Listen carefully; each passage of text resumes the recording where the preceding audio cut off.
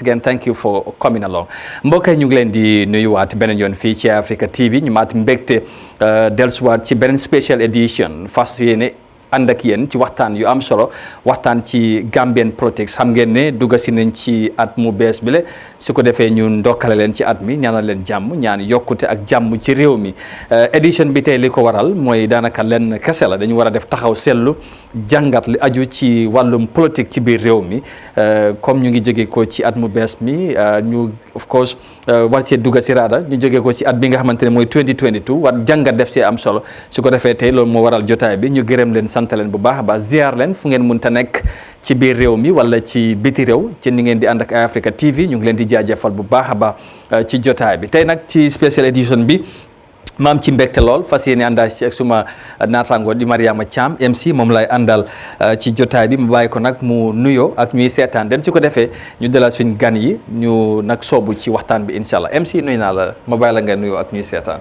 Thank you so much Amadou di jaajëfal képp ko xamante ne yaa ngi toog sa salle wala amee sa téléphone rek di seetaan Eyeafrica TV comme ni ko Amadou waxee rek year in review lañ nekk di wax maanaam 2022 even though ñu ngi 2021 so tey nag dañ leen indil waxtaani politique bu am solo comme ni ko Eyeafrica TV de defee rek bii nag dafa nekk boo xamante ne bokkul façon la parce que xam nga rek ñun daal tey ñu ngi nii rek toog pour indi leen political talk yoo xamante ne daal dinañ review in 2022 what has transpired, the elections here and there, the nominations and all those things daal lépp daal nañ ko waxtaanee fii Amadou.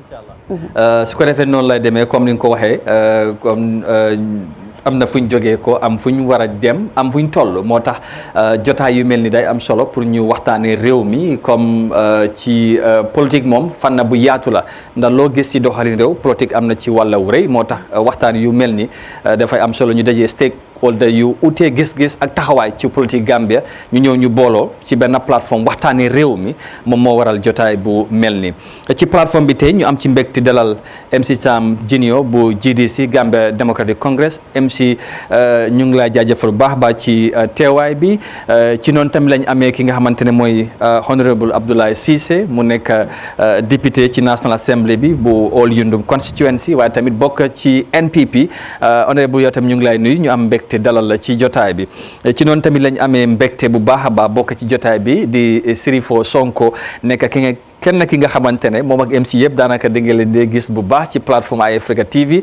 ñu nuyu ko moom tamit am mbégte dalal ko ci jotaay bi moom tamit mu ngi bokk ci parti bi di UDP mooy United Democratic Party ci keneen ki nga xamante ne mu ngi ci plateforme bi moom tamit ñu am mbégte dalal ko mooy Kemesen Sané ñu ngeen ko xamee Kex moom tamit mu nekk ki nga xamante ne mooy suñ naataangoo la taxawaayam tamit ñëpp ràññee ko ci réew mi mu bokk tamit ci parti bi di PDOIS moom tamit ñu dalal ko am mbégte ci programme bi ñu ngi ko jaajëfal bu baax ba su ko defee ñi ñooy suñu gan yi tey MC ci jotaay bi comme gis ne war naa nekk waxtaan ak jotaay bu am solo ci wàllu politique bi kon ni ma ko waxee am fu ñu jógee am fu ñu toll am fu ñu war a dem xam ngeen ne kenn du wax politique ci at te dellusiwoo ci gannaaw tuuti ci 2021 lañ jógee am events yu bari yu xew ci 2021 presidential election parliamentary election waaye foog ñu dellu tuuti ci fàttali rek ci li nga xamante ne moom mooy ci ay weer ci gannaaw bi ay si joxe li nga xamante ne moom mooy ay dates ne election war naa am dates si ñu gis political party yi ku nekk commencé di waaj mobilisation bi commencé ba ñu ñëw ci campagne bi ba election am ñu dem gis ne AIC déclare kan moo win ak fu ñu toll gannaaw loolu yëpp bu mu amee ba pare ci ay daanaka weer ñu gis nañ ci opposition ñen na ci ñoom challenge result si ba tey ñu ne ànduñ ci waaye ci diggante boobu Supreme Court déggal result si président Barrow ñu waatloo ko ci waat woowu muy garal ci ay kaddu yu am solo ñu bari amoon ci yaakaar bokkoon na ci nee na woo na opposition political party woo Gambien si yëpp ñëw booloo ànd ak moom liggéey réew mi waaye nag depuis boobu ba léegi 1 year down the line fan la loolu toll nakal ngeen ko gisee foofu la ñëw ubbee jotaay bi dooree ko ak honorable Abdoulaye Cissé moom mooy député honorable ñu ñëw ci yow gannaaw nuyoo bi ak dalal bi président Barrow woote bu mu woote woon political party yëpp ne ñëw ànd ak moom ak waa réew mi Gambien si bari jàpp ne depuis boobu ba léegi lu mel noonu daanaka gisuñ ko woote wu rek la ci kaddu waaye ci jëf daanaka parti bi di NPP ak président Barrow taxawuñ lu mel noonu naka nga gisee jàngat bu mel noonu.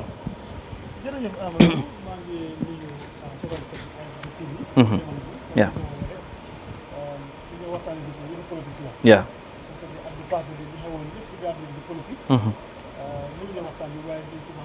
Yeah. Wow. Seet li nga xam ne mooy opposition parties yi dem claim ne comme results bi failed comme election bi failed Supreme Court decide ne comme result bu ñu throw out mooy ñoom case bu ñu yóbbu si Supreme Court bi after loolu yëpp président bi ooyee political parties pour ñu ñëw ñu bokk ñu liggéey loolu la njiit war a def njiit boo nekkee si réew bu elections jeexee amatut opposition of course am na opposition in the sense ne di nga criticize lu government di def si anam yi nga xam ne noonu la moo doxalee réew mi waaye doo am opposition boo xam ne dafa nekk ci loolu rek all the time maanaam moom li moo xool rek mooy moom li ko gënal président nag oote na political parties yi yëpp am na si ñoo xam ne dem nañ gis nañ docteur Cissé dem na Citizen Alliance la waaye am na political party yi demuñ li leen teree dem nag ñoom ñoo ko xam ñoo ko mën a explain waaye lu président bi def loolu la war a def te loolu ñu ngi ko ci jaajëfal bu baax parce que boo nekkee njiit te nga def loolu noonu yow def nga sa warugal li ci des nag mooy ñi nga xam ne ñoo war a uyu ñoo war a dem uyu su ko defoon tey mënoon naa am duñ toll fuñ toll nii ni kon beneen yoon la ñoo jël ñoo développé réew mi dan ñu nekk si ngiroo ak ŋaaroo bi nga xam ne moo xew si réew mi Amadou loolu laa am waaw waaye foofu woote bi est-ce que lu genuine la parce que ñu bari di nga wax ne ci kaddu la waaye ci jëf ak wone ne président bi ubbi na bunti nguur gi ubbi na pour accommoder opposition ji ñëw est-ce que wone nañ loolu in réalité of course yes wone nañ ko parce que président moom bu winee moom mooy njiitu réew mi président bu demee ba toog mu ne maa ngi invite opposition parties pour ñu liggéey together daf ko miin liñ si war a gis mooy opposition parties yi ñoom tamit ay doomi réew lañ xam nga seet naka la ñoo mën a miti ak président bi su ko defee ñu waxtaan close door mbir foofu la dee dooree close door discours la ngeen discours ba ngeen am kaddu ngeen génn si biti waaye su fekkee loolu amut mu ngi mel ni kenn amut interest pour liggéey ak président bi te yaa ngi bokk si opposition bi loolu tamit is normal loolu is normal anybody koo xam ne yaa ngi si opposition party te bëgguloo liggéey ak nguur loolu nekkul loo xam ne comme dañu see fitnal du yëfi fitnal oote bu ñu oote rek kon bañ a gis da nga jàpp ne ñu demu dañ bañ dem ànd liggéey ak président bi wala naka la wala dañu fooguloon dañ gisul li leen doy moo tax non ay wax la rek xam nga man su ma fi toogee te damaa wax ne waa MC Jam oo nañ GDC ñëwuñ mun naa koo wax loolu suma opinion la waaye MC soo ko laajtee beneen wax la laa wax ne ooyuñ ñu moo tax ma yooyu moom ay wax la rek su ma nekkoon président di same thing lay def ku ñëw baax na ku ñëwut baax na ku ñëwut nag am na raison ta ñëwut kooku rek moo mën a expliquer la moo tax demoon soo foog naa ne yooyu moom ay wax la nii rek waaye it's important ne président bi oona moom lim oote def ko miin waaye ñi nga xam ne demuñ tamit mais bi dañ ko miin moo tax demuñ soo waaye loolu yëfi réew la kenn ku ci nekk am na fi nga gisee sa boppa am na fi nga taxaw am na li nga bëgg a def waaye dama foogoon ne suñ ñëwee together mënoon naa am fuñ toll ni tey si wax bi dina doon passé foofu noonu wala maa ñëw ci kenn ci ma dem si MC sax yow ñi demul sax lan nga njort wala nga jàpp ne la moo tax demuñ par exemple waa xam nga dafa mel ni rek comme amuñ woon gëm-gëm ne président Barrow dina war a win toogu bi gëm-gëm moo fa nekkutoon because balaa elections bi indication si lu mu wane woon si ñoom mooy président Barrow dafay dem soo ñu def elections président Barrow win soo gëm-gëm bi nekkut fa moo tax duñ ko uyu te ñaaka uyu bi comme ni ma ko waxee rek du bàyyi foos dama oote uyuwuloo ma loolu du bàyyi foos du ma la ci dóor du ma la ci xas waaye dama foog na gëm-gëm bi moo desoon ne président Barrow dina war a mën a win toogu boobu noonu waati in 2021 loolu mooy dëgg bi. ok all right MC ma ñëw ci yow dégg nga lu honorable wax ci woote président Barrow gannaaw élection yi ngeen bokk ci opposition parti yi tey ci réew mi GDC ngeen bokkoon sax ñu bañoon ne président Barrow dafa win élection yi parce que da ngeen jàppoon ne am na lu ci laxasu wala élection yi jaarul yoon woote bu mu woote naka ngeen ko gisee ak lan moo tax ku mel ni parti bi di GDC dem leen wuyu fekk ji ko liggéey ak moom. jërëjëf Amadou.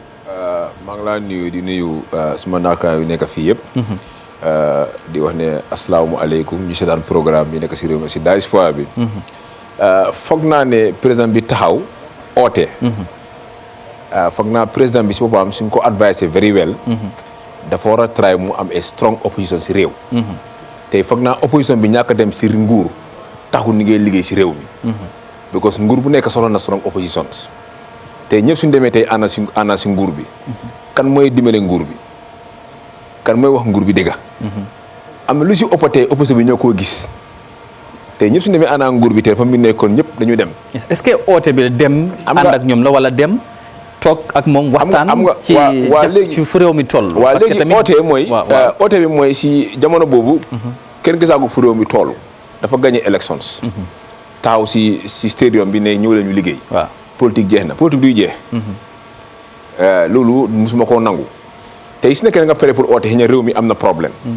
mun ngaa ibbi sa loxo ne waa opposition bi ñëw leen toog ñu waxtaan kenn ku sa xalaat si réew. ba tey ñëw kaay la ñu liggéey. foog naa tey ruling government. war naa mun a welcome opposition si réew.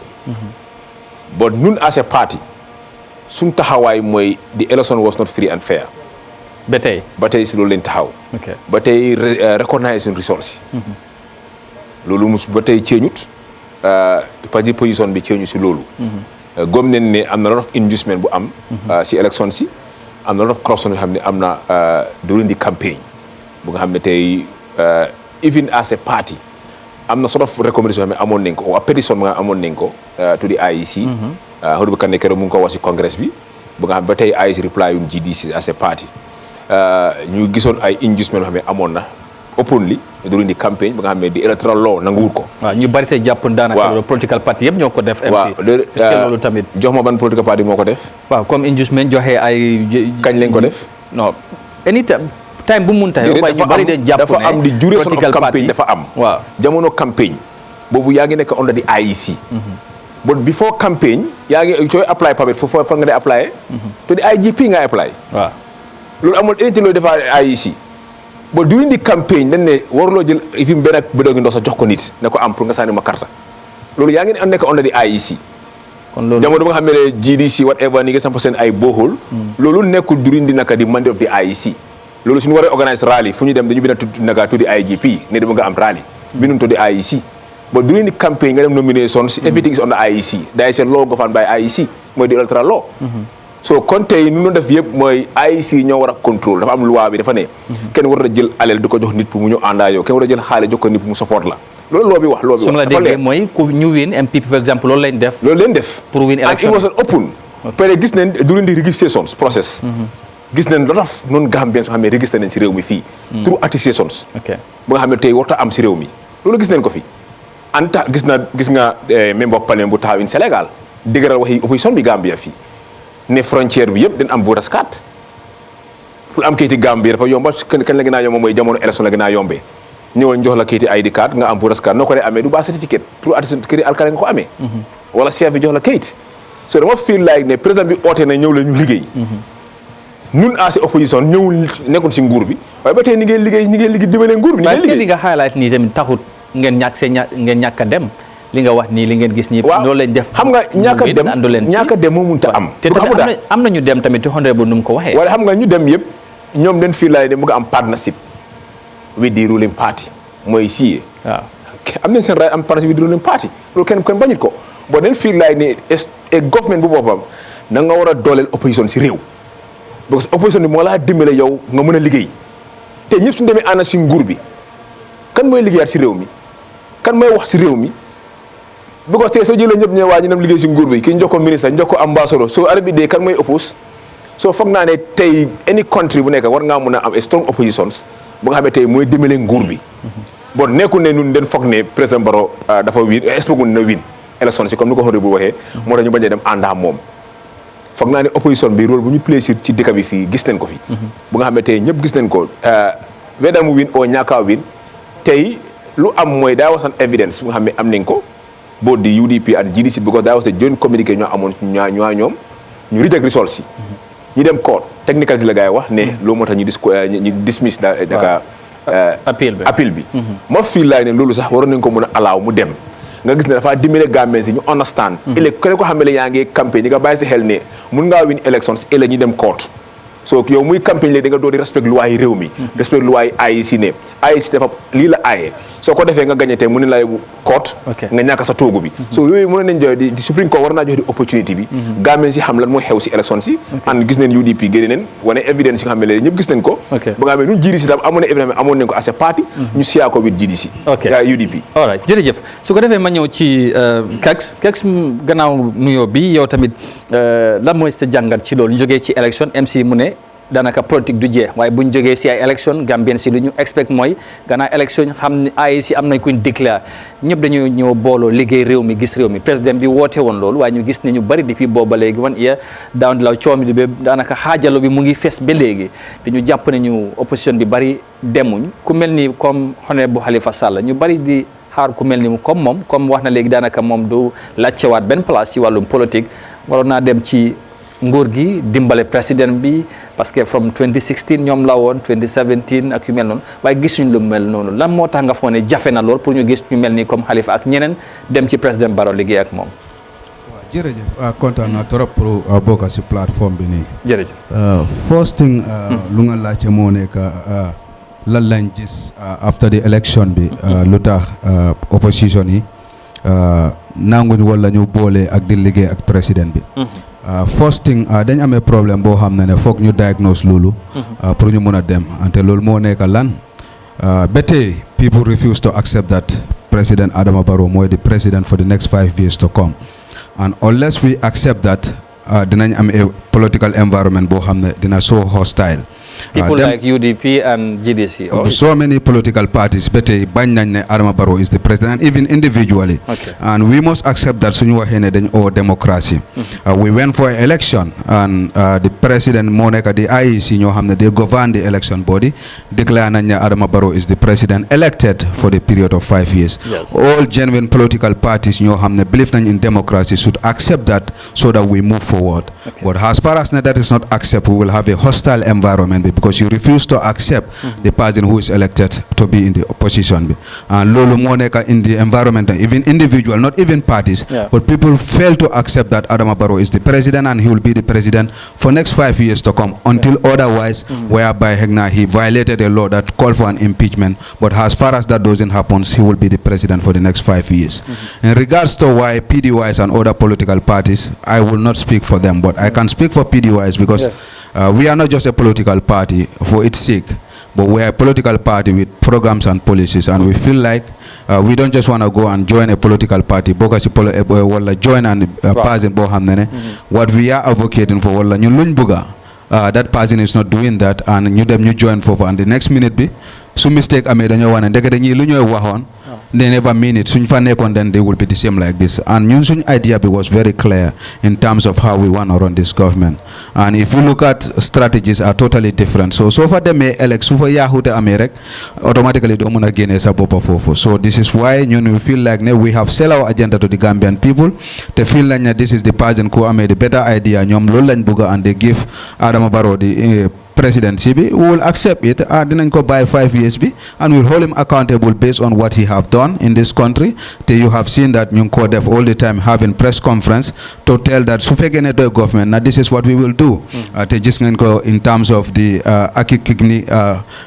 how we intend ñun lu ñu waxee ne su fekkee ne doy government la how we will do it in terms of the shortage of fertilizer and the government increasing the price of fertilizer. We said that if this was a doy government, this is how it gonna happen during the COVID-19 be doy government how it will be. So we have been there telling government that this is how it should be done. So it's left to that government pour mu jël that ideas bi to implement it. Suñ ko jëlu tamit that doesn't mean that you should be in the system to advise the government. You can be outside even advising the government and you are contributing to the development of the country. The Fognane Doi is doing that in all sectors. So the National Assembly, we have 2 sitting National Assembly members there. But in reality, sorry for interjecting, many Gambians want to see, for example, likes of Halifa and Sidia with their experience to join the government. In 2017, you all know, people were saying, Halifa was offered this position and that position. Yes, he later came out and, clarified what happened. But with all that, people think with his experience and expertise, but it has always been difficult to have someone like him. Wala mom sa mo nangu pour dem liggéey ak nguur gi. Well, comme lu ma la ko waxee rek am nga that lu ngay wax 2017 was ñun yëpp a ñëw together. Because we believe that we have a power boo xam ne moo is in place and there was no single political party bu ko mun a génne. And we said let's come together pour ñu mun a génne loolu. Then from there Halifa was a presidential candidate like Adama Barrow. And the Gambian people have listened to both parties. And you decide ne ñoom Adama Barrow lañ bugga. And we have never hear anywhere ne Adama Barrow wax na ne personally I have all Halifa Sallah pour mu ñëw mu nekk a minister. He have declared 21 position here te dégguñ tuuri Halifa Sallah. So then the question then goes to whether Adama Barrow wants to work with Halifa Sallah. So we cannot just speak based on just ñun luñ foog. But whether that's the reality, have he approached Halifa Sallah and whether Halifa Sallah tamit has been approached and mu reject ko.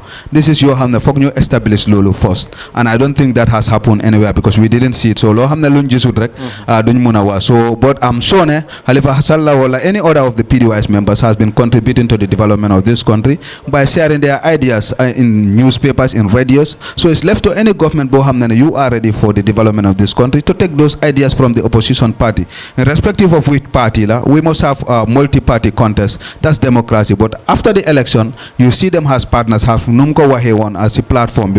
These people are partners and he called them to come and work. They should be in the government, but they have been having press conferences advising you in terms of how you should run the government.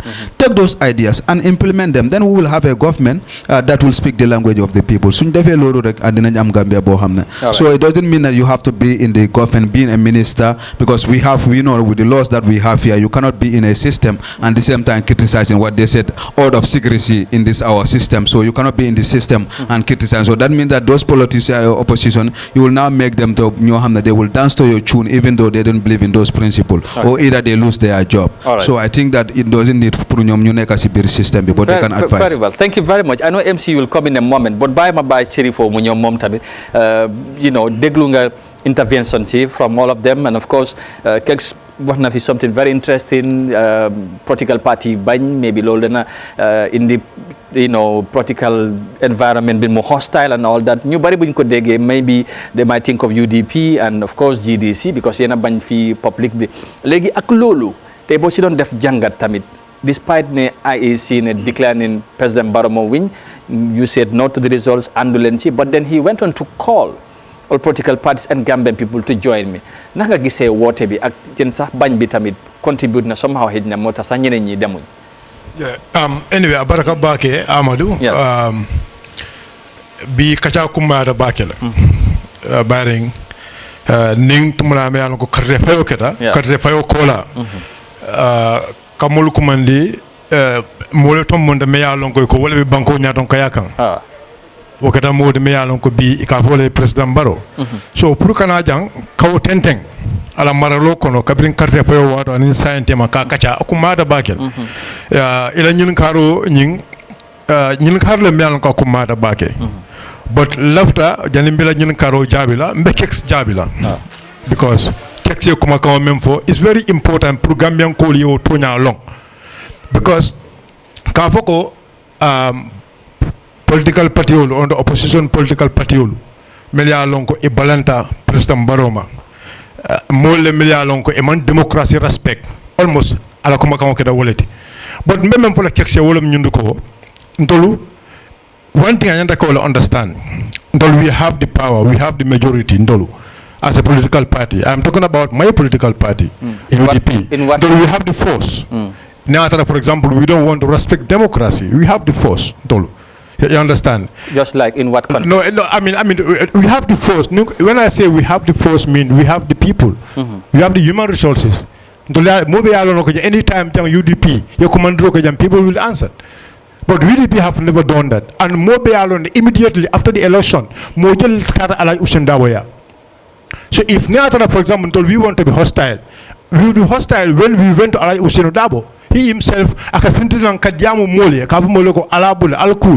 this party or party me along democracy believe that this is why na petition was a because loi même for wolum ñunduko ning carte fayokata kek ñanda ko fana understand loi démocratie le symbole di political party la démocratie le right di political party la ka tandi la ko nin carte fe kata na man carte fe woni mal giso la wal man la carte fe woni na alo nyin silo normal alo wo silo to le wala normal ali won normal but at the end of the day Supreme Court the decision they made at the end of the day Supreme Court the decision of menke decision o amanke good faith ndol mata with good faith because why the reason is why nyunduko ndol petition o men save petition o nyu wara totally and there are a lot of things me alonko in the process me alonko akole atale no bekele because petition o nyi aji be the process it will come the technicality me alonko Supreme Court election on petition o nyi ya struck out men that technicality if you look at that it's so minor and there are some technical issues in that form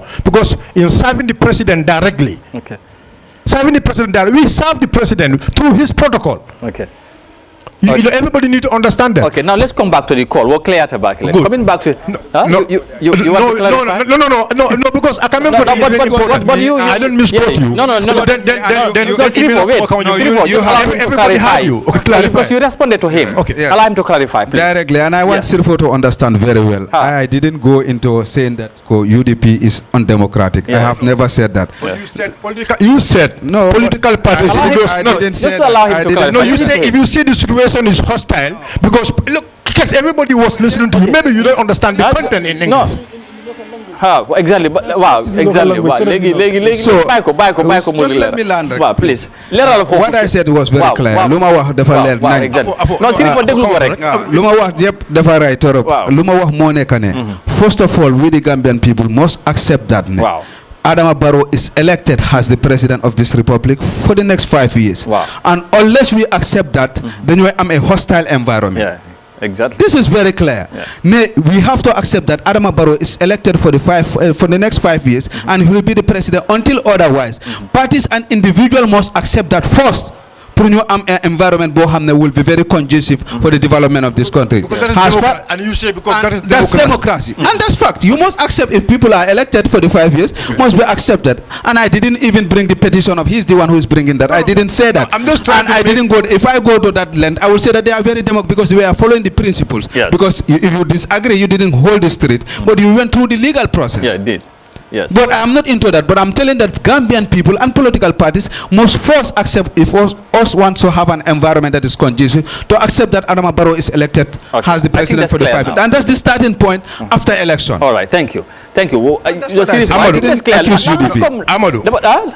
Kesma UDP kuma fojang among political party to fojang but I political party lefo aning Gambia dulu I will fojang ako wolle multi-million lonko ansaying wolle be balankang I didn't say answer they must accept ako wol nyanta sonnale we must accept because you live on song so wala anyway mta lefta ka men senen ja wala nyunduko ndolu as a political party ndol we believe in democracy.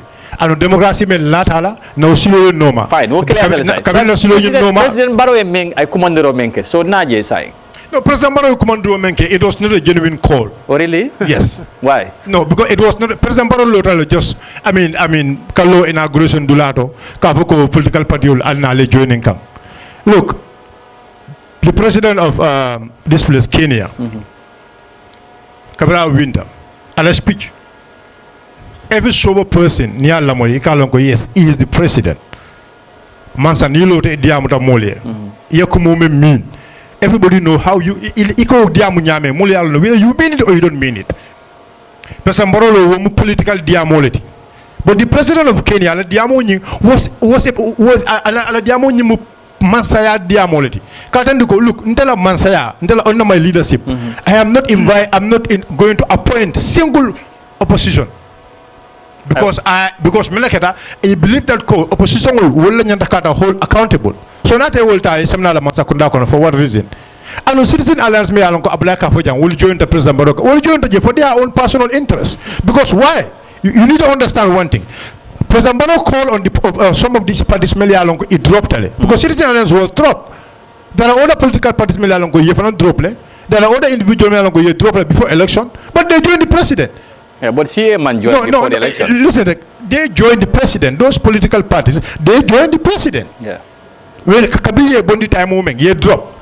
well, the president joined in a carta when you know. Yeah, but the CEO was not part of those. No, what you need to understand, Yeah. CEO nomination, okay. You reject nomination. Yeah, reject. Yes, They never publicly said they were going to alliance with NPP. No, they said no. They have not said it. Yeah. They have not said it. Exactly. So what I'm asking is why they want to join genuinely in near drop. If they drop them at the nomination, may I think a political party may I long to left principles. One thing we need to understand.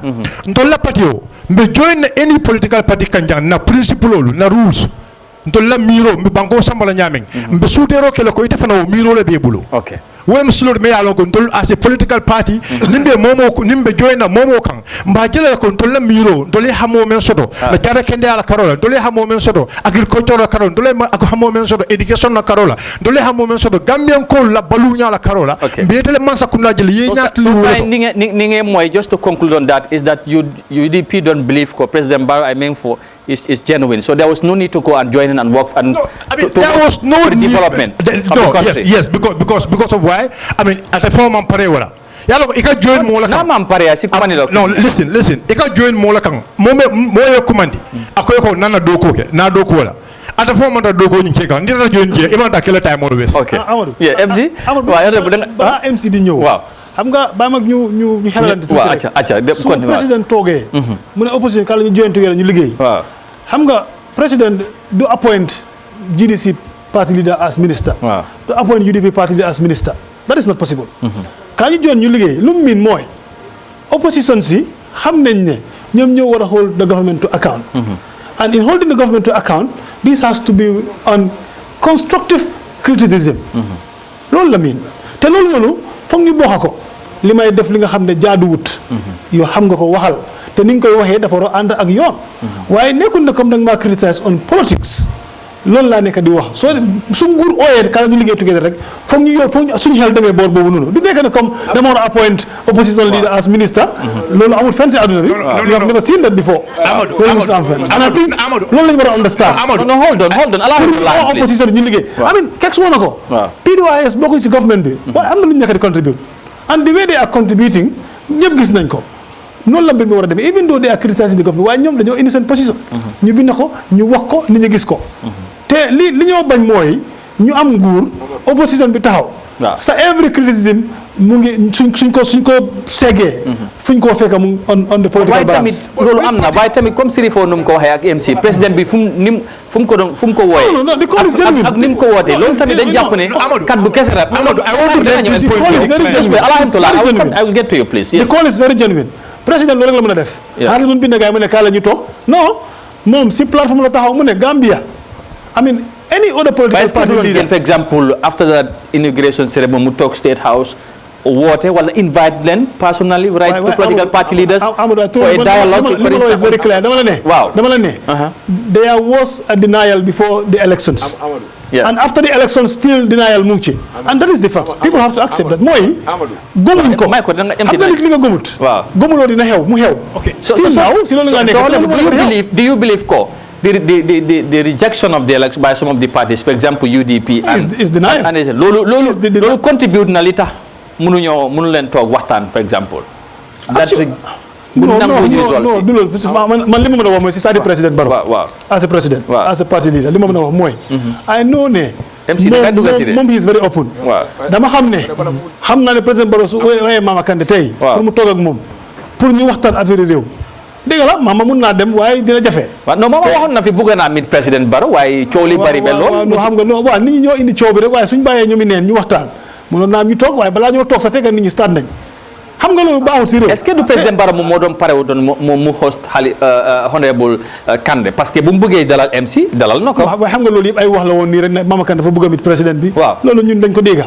waaye gisuñ Mama Kandeh dafa mu génnee mu clarify ne moom moo wax ne dafa bëgg a mit président bi mbala président def ko loolu amul fenn. soo loolu mënuñ ko gëm. waaw MC ba sa Thomas mu comment waaw. honorable parce que mu ngi wax ne président Barrow soo gisee mu ne ñu liggéey.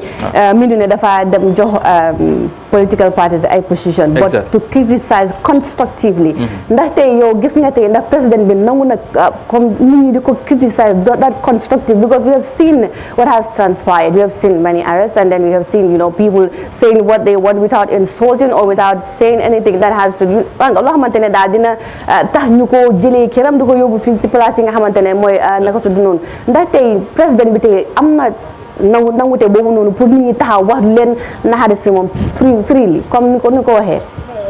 xam nga very clear ne président Barrow nangu na pour nit ñi criticize ko loolu yàgg na du tey 2017 today amul loo waxul président Barrow fii nii amul lu nit ñi waxut wax nañ lu nekk muy dégg wax nañ ko li nga xam ne dégg sa nit ñi wax nañ ko si moom te ba tey moom tontuwul so président Barrow as an individual as head of government nangu na pour nit ñi criticize ko constructively am na yenn criticisme yoo xam ne sax yéen mi nekk si media xam ngeen loolu am na yoo xam ne dañ ko dee wax nii rek mu ñëw mu jaara te nit ñi duñ dee comment parce que dafa nekk woo yoo xam ne amut waaye président bi nangu na ko leer nañu ne dëgg la ñun yëpp dañ xeexoon dictatorship président Jammeh mu fi nekkee woon dëgg la tey luy xew nii tey su doon Jammeh fi nekkoon ak nu mu nekkee dictateur duñ ko doon def te loolu lañ bëgg pour président Barrow loolu lañ bëgg mu mel parce que président Barrow sax yu fi jógee keneen kuy ñëw lu président Barrow nangu tey loolu nga nangu bàyyi force pour réew bi dem si kanam on a saaga lu ma miin te loolu moo war a continuer soo ñu laajtee président Barrow nangu na ko luñ ko critiquer saaga nañ ko ndey wax nañ ko lu nekk tuumal nañ ko lu nekk lañ ko wax te mu ngi ko nangu amin président Barrow as an individual mosuloo gis mu génn mu tontu nit mu tontu la tontu boo xam ne nga ne kii dafa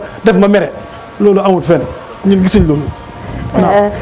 Kex comme still ñu si président Barrow ne oote political leaders yi pour rek ñu ñëw liggéey together ndax tey fi mu nekk nii tey ñu bari wax nañ ne gisuñ loolu noonu ndax do you think that it was just a political show or it was just in front of the camera but behind the scene that is not the reality like calling people to work for them. xam nga président bi lu mu wax loolu lañ ko mën a joojee duñu mën a spéculate gis nañ ko mu stand in a national platform bés boo xam ne loolu lañ ko doon waatal pour mu continue to be the president of this country for the 5 years and call on all opposition parties pour ñu ñëw on board ñu work hand in glove for the next 5 years to come. So ñun luñ dégg rek lañ ko mën a joojee suñ waxee leneen ne it was not genuine we are speculating that's not the facts before us. Like practically have you seen it practically? Actually xam nga man lu ma la waxee ne I can speak on behalf of ñun suñ board ne you feel like ne ñun luñ bëggee na yóbbu réew mi that's not the direction that the government is taking the country so other political parties tamit mën nañoo wax ne because of this I don't think we can fit in this system bi so we will just rather stand by ñu xaar whether the Gambian people will entrust us after the next 5 years rather than just joining the system just for the sake of the living bi but pour ñu wax ne it was not genuine or genuine suñ ko waxee then we will be speculating that's not the facts but what we can hold him na President Barrow has called on opposition parties to come pour ñu work together but whether he means those words wala miinuñ koy loolu moom rek moo ko mën a wax. some of the political parties yu mel ni comme GDC ak UDP ñu wax ne miinuñ ko so ñoom loolu lañ gis waaye si contexte PDOIS na yéen gis ngeen dat loolu ñoom ni ñu ko gisee. non xam nga ñun prior to that we made it very clear even buñ doon waxee coalition ñu ne wax nañ ne we will not gonna form any coalition with any other person just to remove a head of a government nga replace ko ak beneen head bi ñun said we want to change the system boo xam ne we failed to change for 57 years loolu moo tax we are still having a government boo xam ne it's not speaking the language of the people because you must have the institutions yi ñoo xam ne people will be free and independent da ngaa gis ne the police can go and president bi wax ko ne go and arrest this individual mu ne la there is no based on law I cannot arrest this person because he have not committed anything and the person will still stay in his office then because xam na ne the president will not sack him because the institutions are not there that's more than everybody dance to the tune of the president you can go to a court boo xam ne they will not go through the due process of the law bi ñu dem ñu find somebody because it's a executive directive yoo xam ne ñëw nañ wala you go to a institution boo xam ne it's a government institution you find managing directors dancing to the tune because we fail to build those institutions ñoo xam ne they will be independent and impartially te dinañ xam ne they will have a tenure of office boo xam ne the president cannot just jump one day rek mu génne ñu fii ñu ne la déedéet the people that are working in the farms yi how can you make sure that ko lu ñooy produce come back to them ak taxes yu ñooy pay come back to them in a form of a service this is the type of government ñoo and we didn't see that in the government boo xam ne moo nekk ni and we said that then we cannot go there just to join the bargains here just we have changed a government because we have done that on several times mooy coalition 2016 we changed the government by just moo nekk regime change bi but But we said our next step should be a system change to make sure that we have a Gambia that we all yearning for. And so we are not going to. So la déggee mooy yéen da ngeen gëm ne President Barrow's government is not on the right direction. Well, that's not the direction he wants. And yours is the right direction. We believe. Okay. Yes. It's left to the Gambian people. Interesting one. MC yang doon bëgg a lifin bala waaw. daf dee bàyyi ngeen meenu ñu some of the corrections xam ne mu ngi float. ñu mun koo ansa. wala mu gën a suñu xel bi. bu nga xam ne xoré bu am na lu mu wax. ne président bi bu mu doon ootee. oote bi nekkul pour ñëw liggéey. waaw pour nga ñëw jox la ministre. waaw nekkul pour joxe ministre si waaw. leeral foofu nañ leeral foofu. waaw waxuma pour ñu ñëw liggéey de ma ne pour mu jox leen place. mu jox leen place oote bi nekkul ne. waaw léegi mu jox leen place. nekkul oote bi nekkul pour mu ngi ñëw mu jox leen place. loolu tamit firnde bi mooy par exemple ku mel ni comme ministre wala pour mu jox leen ambassadeur. loolu oote bi. oote bi mooy ne ko am xelaat bu baax nga siyaa ko government bi. waaw foog naa ñun suñu parti si particulier GDC. li ñu fi def as a party dañ complement government effort su yu bëri ba nga xam ne nguur moo ko war a def te ñu waruñ koo def sax because kenn fay seen lempo si GDC as a party. waaw loolu nañ ci ñëw. waaw so kon tey su nekkee ne moom ngee wax ne PDOIS ni ngi oote press conference wane seen taxawaay si réew mi wane ne lii law mi moo war a am mu leer. foog naa tam wala political party tam loolu la nekk di def si réew mi GDC dañu bind dañu oo press conference. dañu def press release waxee suñu opinion ne lii leen fa mooy am wax ne solutions soo gisee Honorable Kandeh mu ne Honorable Kandeh wax mu amoon rek but Kandeh foog naa jël na interview ne reach out na to the government pour mu meet di président am na lu mu am pour waxtaan ko président bi. waaw coow lu bëri te gisuñ lu mel noonu. waaw coow lu bëri si peut être coow fu mu gën a ëppee sax mooy ñu xamee ñu ana président bi ñoo génn ne waaw bala mu gis président bi dafa war a accept results bala mu gis président bi. waaw est-ce que loolu tamit xel waru ko wala seetlu bu président bi di ko xool si julli bi di ko ndokkale. war naa xam ne comme kii itam active results yi. soo mu nekkoon ñooñu itam nekkul. non waaye est-ce que tamit acte boobu surtout président bi nu mu koolee political party li xam naa ne amutoon Mama Kandeh. waaye ak wax ku Honorable Darboe wax na ak moom ak ñeneen est-ce que loolu tamit nekkutoon ba léegi mu ngi wane ay acte. wax nga ay buntam pour waxtaan ak. loolu lu mel ni julli yi wala New Year bi loolu c'est normal. non waaye MC baaxoo ñu gis. waaye nga kool ne yaa ngi kool Darboe o Kandeh o Halifa Sallah ziare leen si julli bi ñaanalante loolu ñëpp kenn ku nekk da nga welcome idea bu man welcome na idea Gambien si bari so man idea bu c'est good idea but dama feel like ne comme lu ñu lay wax mooy njiiti réew mi taxaw li nekk lu bees si Gambia Jammeh doon taxaw ne ñëpp ñëw liggéey ibi loxoom yi Yahya Jammeh wax na ko ay yoon ne politique jeex na léegi liggéey moo ne dañ ñëw liggéey réew mi environnement bi waaw loolu contexte bi tamit du benn waaw day Jammeh tam tey moom dee waat si winning elections. whatever but xam nga lu ko def nii Jammeh def na ko. 2000 naka last president election Yahya Jammeh I think 2011 xam nga 11. waaw Jammeh wax na ko si. waaye xam nga ne contexte yi. ak situation bi du benn. loolu benn non yow xam nga time boobu Jammeh yow loolu lan moo tax ñëpp ñëw 2016. waaw waaye xam nga damaa expliqué ne comme lu ma wax mooy Jammeh taxaw na si stade ne. waaw gagné naa léegi maa ngi ibbi suma loxo bi pour ñëpp ñëw ñu liggéey di opposition bi ñëw ñu liggéey.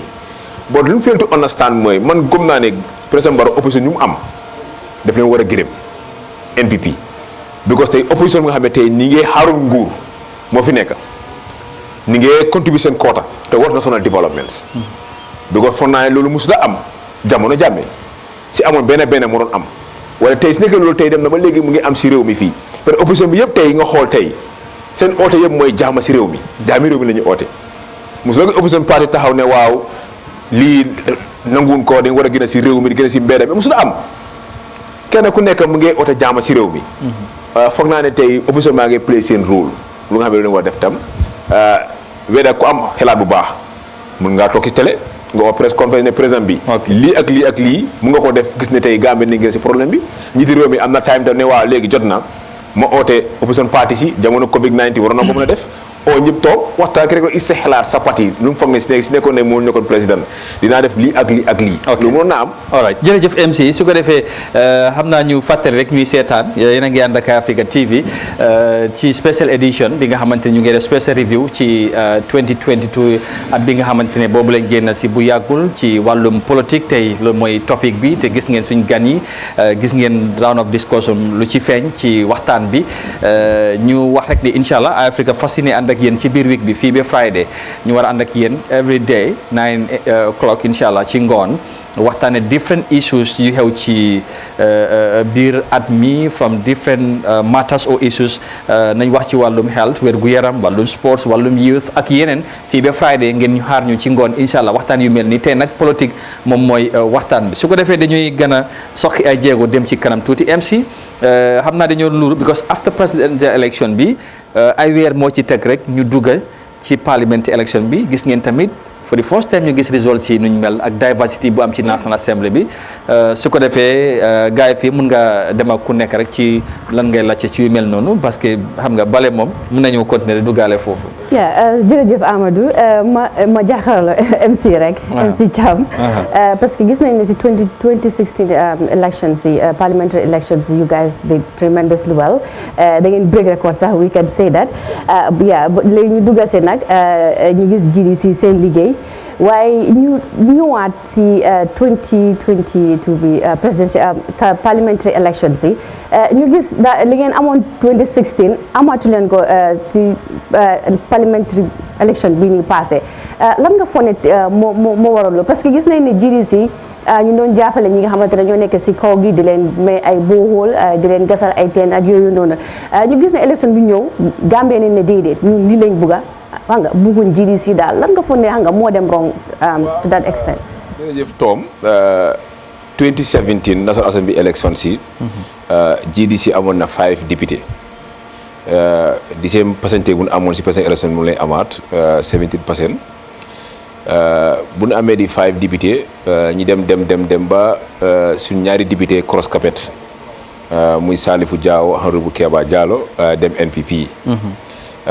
bu ñu demee si president election sam ñu amoon alliance with the Noto alliance Honorable Kande was the flag bearer of the party of the naka coalition bi ñu dem tam ñu am almost 100,000 plus votes loolu leen amoon bu ñëwee si National Assembly election si dafa am benn politique boo xam ne duggoon na si GDC bu nga xam ne daf ñu sonaloon as a party bu nga xam ne suñ base ñun ak MPP ñoo bokk benn base so NPP as a party ñu wóor si réew mi gomloo Gambien si yëpp ne soo leen sànnile Mama Kandeh du gagné boo su gagnéwul UDP ñooy gagné parce que suñu jëlee réew mi poli ak faana faana ni génn réew mi mu nekk ne open campagne moo xam ne gaa ngi ko doon def nëbbuwuñ ko xew na Bakaw xew na place yu bëri yi nga xam ne NPP taxaw neen si seen raale di wax loolu tribal politique moo dugga si biir GDC ragaloo suñ supporter yi ba après suñ supporter door yi deelu gannaaw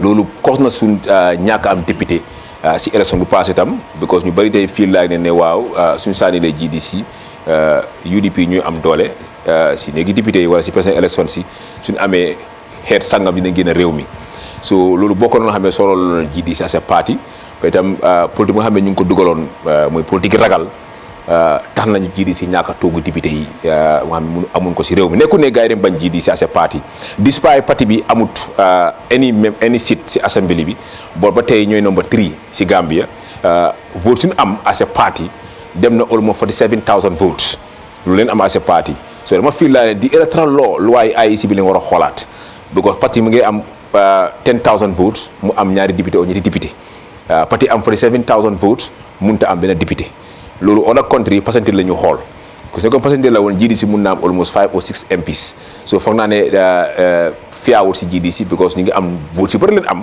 so parti am vote bu ndaw mun a am toogu député so despite GDC winut but nombre si nga xam ne tey ñu ngi am nombre si dafa count in future elections. waaye observation boobu est-ce que leetul parce que def leen ko in 2017 bi ngeen amee 5-6 waaye bi ngeen losee ngeen di xalaatee lu. waaw xam nga waaw loolu léegi bu ñu losee ñun à ce parti toog neen ñu xool vote suñu am ne vote si bëri na wala comme MC laay wax nii bu mu waxee ne xëy na GDC à ce parti ñii bugaatuñ leen wala xëy na moto sànniwuñ leen carte.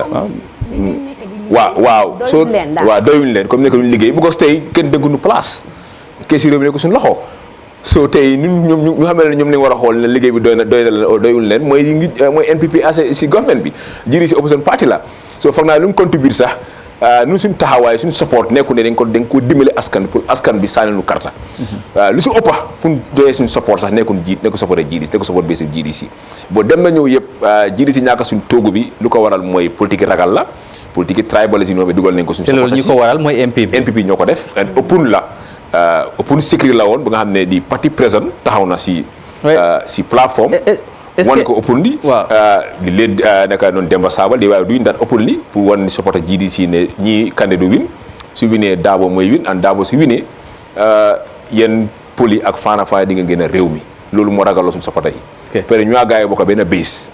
est-ce que tamit ñu bari ñu jógee ko ci parti bi par exemple ñoom Demba Sabali ak ñeneen seen député dem MPP loolu tamit contribute to xam nga Demba Sabali was the party chairman.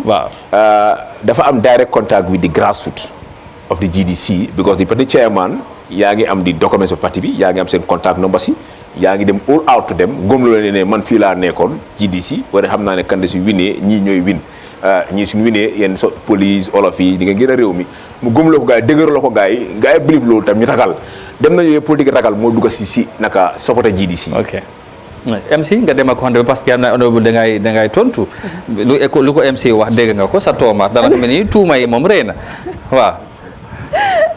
honorable dégg nga lu MC wax parce que GDC nekk na parti boo xamante ne dafa ñëw rek bokk mun naa ko waxee noonu waaye comme ni ma ko waxee woon rek ñu jégi-jégi rek affaire yi di wàcc waaye moom wax na ne nag NPP ñoo tax mënuñu woon a am toogu yu ñu soxla si yi nga xamante ne mooy parliamentary election bi ndaxte yow gëm nga loolu noonu tey.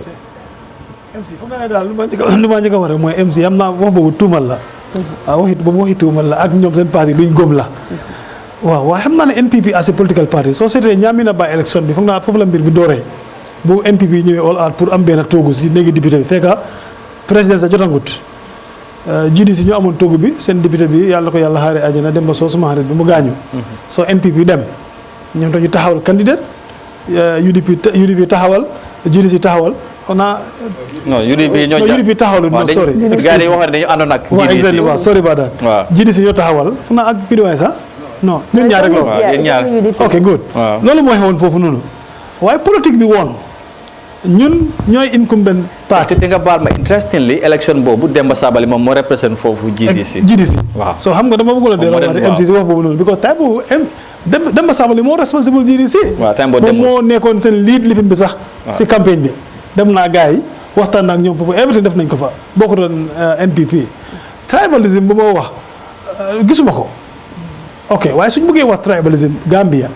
every political party fii parti leader bu nekk dafa am si tribe bu mu jógee lii gën a wóor luñ mën a wax mooy buñ manifeste tribalism si suñ political party si parce que nit ñi nañ diverse kenn ku ci nekk am na fi nga jógee nga ñëw ñu bokk a nekk political party buñ ko manifeste man loolu laa dee wax ok waaye ñaami na élection bi su fekkee ne tribalism génne na foofu loolu digga loolu GDC lañ ko war a jox because ñun biñ fa demee ñun dañ dem jël jaas ñu agenda of the president dañ am président bu toog loolu lañ woon nit ñi ne ñun ñoo amee président bi te yéen ngeen bokk ci Gambia ngeen bëgg a pour ngeen am li ngeen mën a am far la leen président bi su ko defee ñu defal loolu moom wax nañ ko te loolu foog ñu wax ko loolu mooy politique bi foog ñu gëm loo leen suñ président bi mun na leen a defal loolu lii ak lii ok loolu lañ wax foofu waaye demuñ pour yëfi tribalisme ak yoonu comme ni ko MC waxee ñun ñoo leen mën a duma rek te ñu duma leen ñu jël toogu bi seen loxo loolu la rek wax yoon foofu la Amadou ma teg foofu noonu baaraam rek ma ñëw si doy parce que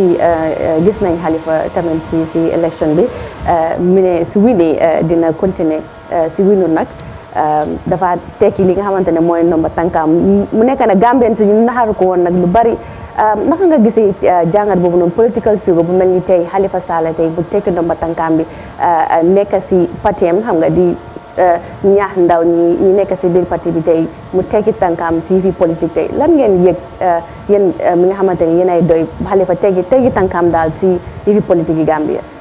waaw jërëjëf soo bàyyee xel doy political party boo xam ne la dafa am différence ak nu ñooy yóbbee réew mi jooy buñ ko starté woon daanaka nit yi dañ leen doon tuumal ne parti boo xam ne la ay jàngat nit yi la dañoo jàngat nit yi naka la politique di waree commencé si réew mi buñ ñëwoon force bi sax dañ start di build ay nursing school si mooy ñaakoy nursing school pour war a jàngal xale yi naka la politique mean pour ñu am that sense of citizenship force bala ngay dugga because that has been trend boo xam ne dafa lack in this country the sense of citizenship the love for country than person ñu start loolu jógee foofu sax di tasaare ay newspaper yi pour jàngal nit yi ne nguur gi naka la ñëw doxee di defar ay cassettes si local language yi pour ñu xam Masakunda naka la nguur gi naka la dee doxee so Halifa Sallah dafa mel ni ne moom su mooy retire ñu gis ne moom dafa foog ne lu mu war a serve this country serve na ko to the best of his ability bi te jox na boppam bi to be the mantle of leadership bi but Gambian yi choose nañ otherwise so mu feel like ne that's not the only area boo xam ne man war naa si contribute in terms of the development of this country comme que ut naa président bi this will be my last attempt te loolu wax na ko balaa mu ñuy dem si even the election bi mooy dee buñ ko doon nominate si IEC bi mu ne this will be my last attempt boo xam ne I will offer myself pull to a political position prior to that si National Assembly Ablaye was there mooy last adjournment debate bi moo wax na ne man duma utaat lu ñu waxee National Assembly lu tax ma ñëwoon fii after the change of the coalition bi moo nekk because this institution bi has been used by former president to abuse the institution si boppam bi di passé loi yoo xam ne àndutoon te gis nañ ko si 1997 constitution bi so many amendment yoo xam ne président Jammeh loolu la defoon to suit him rather than to suit the vast majority of the Gambian people so mu ñëw si parliament bi to make sure that ñu put in laws ñoo xam ne daal dina hold government accountable te ñu xam what is the essence of that institution te foog naa ne Ablaye can attest to that léegi the previous National Assembly compared to now the National Assembly you could see the power boo xam ne National Assembly loolu lañ wax te soo koy wax di crédit bi doo mën a génne Halifa Sallah foofu order the fifth legislation bi da ngeen di wax ne they have laid the foundation bi for parliament boo xam ne will speak the language of the people so Halifa foog naa ne contribute na that area bi te su waxee ne mu ngi retire doy xam nañ ne de doy has built leaders in this country loolu moo tax institution boo mënta dem in this country doy products are there from the teaching field to the managing director sectors yi ask people man I deal with people directly ñoo xam ne they are managing directors ñoo xam ne when our congress comes they send their contribution I go and collect them ñoo xam ne they are in all sectors of this country so that shows you that DOI has built people ñoo xam ne they are contributing their sectors te loolu doo ko xam but when we are going for congress to select a flag bearer you see how many people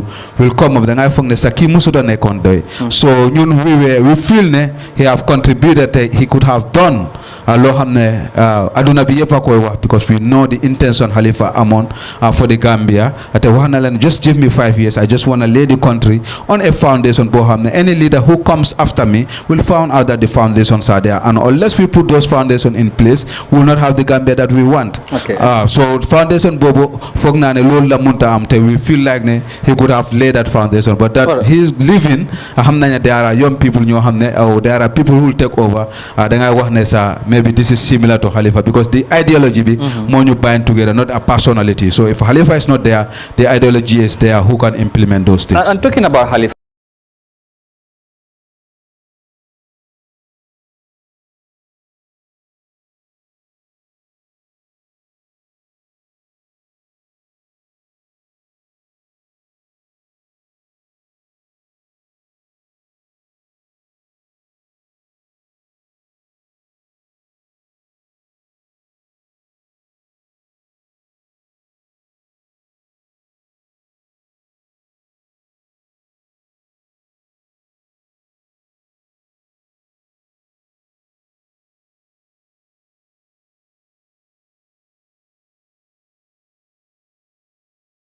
civil war and you need somebody who have the managerial skills to manage that situation bi te foog naa ne Halifa has been part of those people ñoo xam ne manage this country abe Adama Barrow war a jóge Senegal to hand over the country to him and you could see the leadership skills boo xam ne that what Gambia could have enjoyed su fekkee ne Halifa Sallah was elected as a president you could see his moves yëpp loo xam ne mu ngi ko def even whereby there is a crisis moom su ñëwee foofu you see how he managed he could reverse to the utterance of former vice president Fatmata Tambaja when he said that we will prosecute Jammeh when Jammeh was actually in this country and Jammeh has to renege his position ne wax ne léegi duma demaat because and you could see Halifa coming in and how he tried to at least cover those situations economic forces when they were coming and the Gambian forces were ñoom tamit ñu ne they gonna resist because bete Yahya Jammeh was the president and Halifa has to go to the ground to wax ne there is no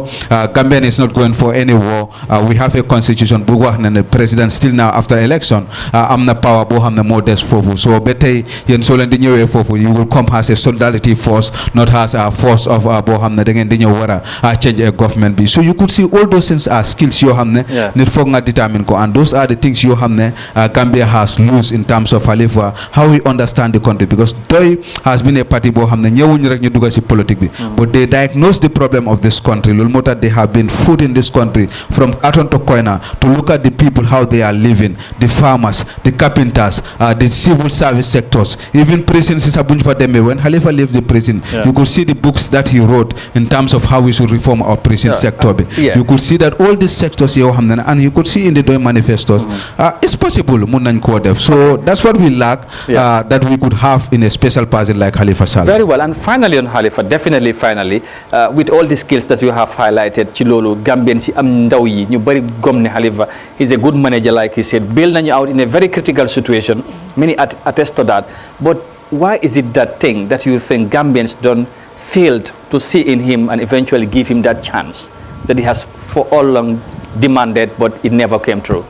Well, all the time people raise this question ñu koy sànni si Halifa or individual ñu nekk si platform but I feel like this question should go back to the Gambian people because man lu ma gom ñoom ñoo la mun a answer lu tax why adeeno because du kenn du wax ne when you ask anybody in this country even the opposition party whether Halifa has the capability to run this country nobody question that dañ laa wax ne Halifa is a special leader te su leader this country he will take us to the promised land then why are you not giving your voters card that's question back to the electorate why are they doing that Halifa la buga Doi la buga waaye boo ko sànnalee du win then you have a problem then that means that we the citizens have a problem because so accepting that this is good but you are not going to entrust that good person with your authority because you have a problem as a person so that question go back to the voters what is their problem all right MC nga dem si Sirifo ñoom tamit yes Sirifo let's say NPP at UDP it was a tough one during the parliamentary elections we have seen when President Adama Barrow won the presidential elections. So many were predicted that he will get majority of the seats, but you know the parliamentary elections, you know, and you give UDP, they did extremely well in the parliamentary elections. So I would just ask this question: were you guys satisfied with the seats that you have, or with the outcome of the parliamentary elections? Yeah, baraka bake MC yenyin garo menka kumata bakele mbenya jele kabrin katre fayoketa resource mil fintita so parliamentary election onying I maintain the Gambian ko lawolum nyuntu ko presidential election was not fair that was fraud where you attend the Gambian ko clearly because by looking at the percentage the number of people within just look at the duration from the presidential election can have a parliamentary election and yajibe the turnout the number of people they voted during the parliamentary so you can understand there was something wrong. And these are some of the reasons why as a party, yet still, we cannot have trust in that in the presidential resource. So what problem with ndolu UDP na believe loko na katakulu melke na fere kulu melke na investigational melke na manankulu melke ka make sure ko na siran tangni woro soto don wo kataku kilongulu mbe wolle kekan one by one andon mo be nyaajele yalon MCA fo jande Sénégal dibito fintitale ako Gambia ako to la jeyi ila frontière to jeyi ni ajibe ako momento ndo beje me ya lonko Gambia la kayto be bula ko tamita siala yalo foto la Sénégal so wala ka look no just okay non nañ clarifier fofu de okay parce que koko dafa génnoon am na leneen luñu génnee waati ci wax boobu noonu parce que dafa wax ñi nga xam ne ñoo bëggoon a dégg wax boobu noonu ñi ko bëgg a dégg comme nu ko waxee ñoo génn ñu ne waa gisuloo kii lu mu wax dégg la waaye dafa génn waati mu wax leneen te bind nañ ko si newspaper ñun ñëpp gis nañ ko non waaye non lu ma min mooy ba léegi ba mu leeral wala waxam ba tey dafa stand lu ma mooy mu ne Gambie Sénégal benn leen wala ñëpp xam nañ ne waxam dafa leer MC nañ clarifier xam nga vidéo bi sax open vidéo la MC nañ ko clarifier parce que c'est important pour ñu clarifier wala addi cëmbala non déglu vidéo maa ko amee fii xam nga ñu mu ne ko player déglu leen vidéo bi waaw ne loolu open secret la honorable non Sirifo bëgguma ko open secret la soo gisee bëgg ko clarifier mooy waaw open secret la lu nga xam ne loolu man moom doomi Gambia la mu bokk si opposition man ma nekk doomi Gambia bokk si incumbent bi si ruling government waaw nekk tamit député texte ok exactly ma nekk député organizing sector yi nekk député majority li ma bëgg a leeral mooy kooku wax na loolu dégg la wax na ko ñëpp dégg nañ ko ni mu ko waxee ak niñ ko taamoo moo nekkul benn non li lim miin mooy bi ko bu mu génnee pour clarifier def ne waxul ne doomi sénégalais yi ñoo am kayit biir Gambia waxul loolu de loolu moom dafa war a leer nañ waxul loolu li mu wax mooy ci frontière lañ dëkka su dee Sénégal seen gox joxuñ ñooñu kayit joxuñ leen kayit ñu nekk si frontière bi kon dinañ war a mën a amee kayit Gambia kooku loolu la wax si wax te daf ko leeral ba mu leer Adama dimbale la honorable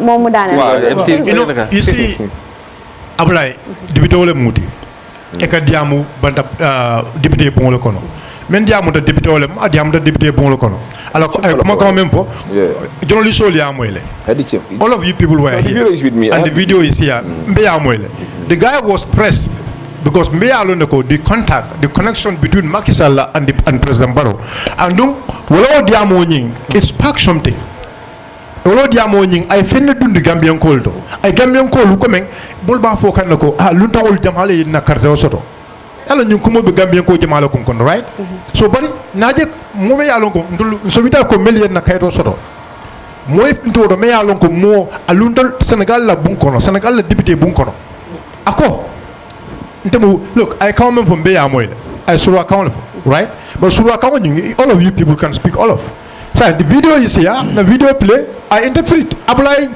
being a member of parliament but not just play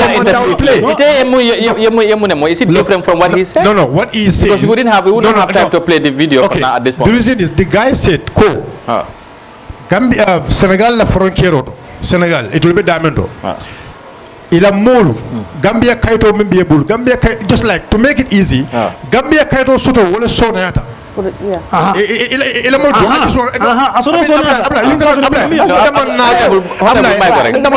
to play with people's mind go ahead and then you want to play with people's mind that is why you want to you want to play with people's mind no you want to play with people's mind and I will not allow you to do that and because everybody had that message listen to me you want to play with people's mind please my correct yes. Listen, so but let him give me time. Yes, you go ahead. When you are speaking, can lamoyle, yes, right? Now so come and follow go. Can no nying? I come and follow the jela fole. I maintain the mol la wala nyuko. Ito law frontiero to ji. Gambia la kaito, Gambian voters card, Gambian document. Abu moment bulja tempera sialale because asoto so na yati bulle. Okay. You need to understand this because asoto so na yati bulle. And no purka understand go very well ko. There was fraud. During the parliamentary election, the number of turnout, because we stood locally. That honorable diamond of Foka. Senegal, that frontier of the Canadu, to make it very clear, at Ablai, at the Wellingara, we know that the differences during the presidential election, the differences alone. And the number of people that alone shows you that there was something wrong. Okay, so this would bring me back to this would bring me back to the question: were you guys satisfied? Like you did, were you satisfied with your parliamentary election? No, I mean, I just that word. No, I'm just because left amenda more soto. Because remember during the presidential election, the number of people remember UDP Noma. The number of people remember UDP Noma. And long parliamentary election of Franketa, the number of people remember Noma.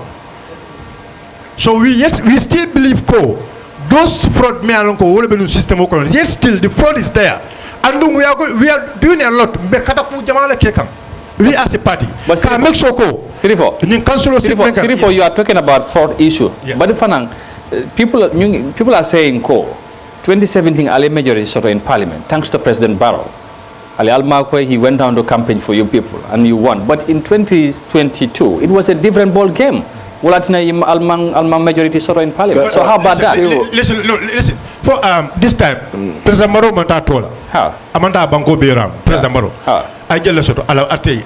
I jella soto MPP jella soto. 18. Yeah. So imagine sitting president, you are telling me about his power. It can symbol for you. Because you are talking to me about his power. Natural ala symbol. This is what people are saying. Listen, no, because yala me osabu. Mola kumulti. But all what I can tell you, Gambians believe in UDP. Gambian ko lata UDP lale. Gambian ko lata UDP la police lale. Anu Gambian ko yala no ko UDP ila miro be movement, ila focus be movement. Wolon ko ka Gambia kendo soto. And the one thing I will tell you, you were talking about the contribution. Kafago, I mean, President Moro was calling on the opposition to come and join you. Let me just make this very clear to you. Though you as a party, we already have our plans, we have our policies, and inshallah, local government election will make an attack.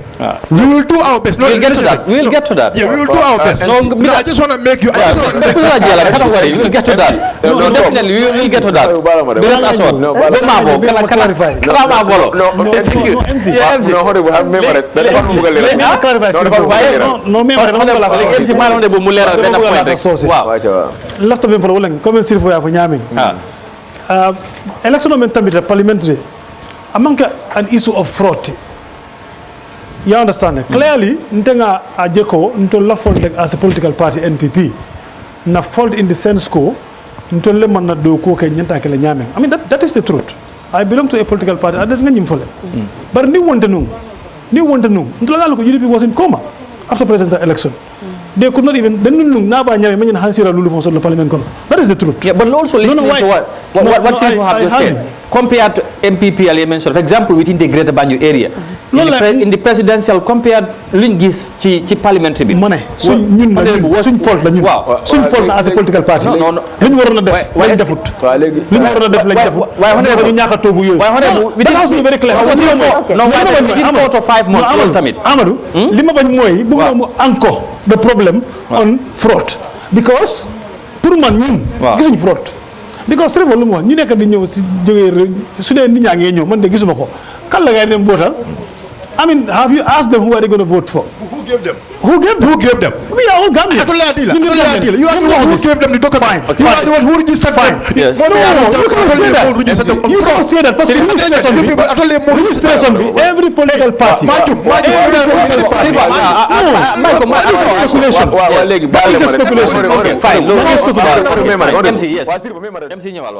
Dafa am soo gisee National Assembly election bu passé. Waaw. Ñu gën a fail. Ñan? Ñu gën a fail Gambia. Waaw. Despite GDC amul seat, but the incumbent, the ruling party, ñoo fail. Ci naka? Sing history Gambia. Musuloo dégg a ruling party war a lose the entire Greater Banjul area. Musuloo am. Amuñ ci benn toog wala benn rek. Benn bi sa bëgg a am soo ko bàyyee xel. No, why they dama la wax soo ko bàyyee xel. Waaw. If you compare the opposition lu ngay am si constituency bi. Soo ko boolee minute. Non, loolu musul am. Soo xoolee imagine bi. Bu ko boole. If the opposition ko doo ko mën a boole. Xamul ma non waxta am nga man am nga. Non, la bi baaxut. Doo ko mën a boole. Waaye wul ma ñu resta bi ma daane rek honorable. So compare benn bu ngay am the entire Greater Banjul area from Banjul up to naka Kalaji. Benn tugu bu ngay am. So boole lu opposition bi am di margin bi dem na over 2000 votes. So boole lu GDC am foofu or lu fa independent candidate am noto alliance nga boole ko with UDP understand nga NPP den lose. waaye est-ce que loolu gars yi ko gisee ne calculation ko lose la parce que yéen xam ngeen ne Amadou simple majority moom moo fi nekk MC parti bu win over ñaata thousand of votes la gars yi win. waaw ci less than 3 months. waaw foofu tamit less than 3 months foofu tamit leneen la. Amadou waaw soo waxee ne yow jagarloo woon préparé wu la woon. and lu gën a important si elections. Non. Mun ngaa win tuuti président lu gën a important même part house bi. Non, Amadou, clearly. House bi gën a important.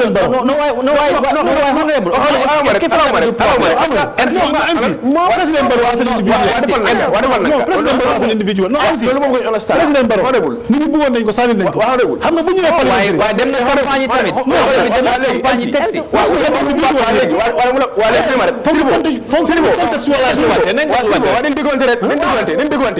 ma bëgg understand mooy 3 months after the president elections 3 months after president elections MP bi winu nañ di entire constituency la gars yi win Gambia si passé Bakaw ak Talinding ak common Birkama xaw ma naka fu LIS daa bu dika Birkama North waaw di entire constituency yëpp la gars yi win réew mi yëpp la gars yi win less than 3 months nga war a daan waa up to 18 gars yi win yëpp soo ko compare opposition bi seen base MPP sax mënu am even 12 si duñ ko am su gars yi ne comfortable win si Gambia fii da nga koo kaam benn la pour li jumara ngay wax ak some area ngay wax am na area soo boolee ñaame ne is nga boolee lu doy am foofu ak lu jël si am den lose foofu NPP so NPP fu gars yi gën a comfortable win mooy eggu 10 constituency so if opposition party liggéey na very good job understand waaw so kon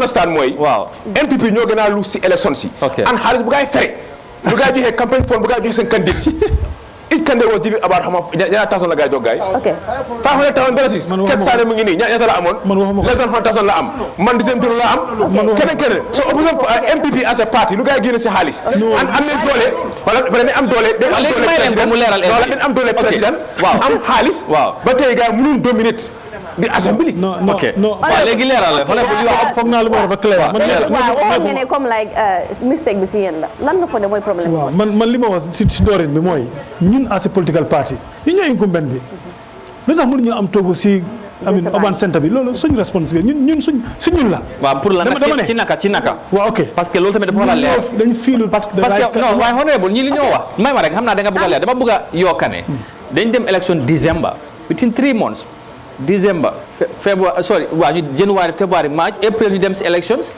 diggante 3 months mu comme election dem nu mu demee président bi jóg dem campagne comme ni mu ko waxee mun leen am majority Greater Banjul area bi yëpp ngeen ñàkk ko ak ñu MC Lo ak xaalis bu ngeen ci dugal liñ ko wax 500,000 gis nga li ma wax mooy si doole ma ne 2017 président Barrow moo taxaw pour présidentiel mu win bu mu winee moom moo win élection bi président Barrow jëmmaam bi ak li ko nit ñi buggee bu ñu ñëwee parliamentary political party bi xam nga ne ñu bëree jógoon pour taxaw nekk député te si biir parti bi sax ñu bëree fa nekkoon ñoo xam ne dañ amoon favorite yoo xam ne dañ leen bëggoon a teg li tax ma wax loolu mooy ma ne ñun ñoo fail because candidat ñi ñu war a teg su fekkee teguloo loolu nit ñi ñoo moom seen boppa de nit ñi ñoo moom seen boppa su ñëwee pour élection pour ñu vote que leen neex la ñoo votal loolu mérite na comme after 3 months président Barrow win elections ñu ñëw parliamentary ñu ñàkk a toogu yi loolu du pour loolu analyse boobu baaxul parce que li wax mooy président Barrow moom kenn la woon si président candidat pour NPP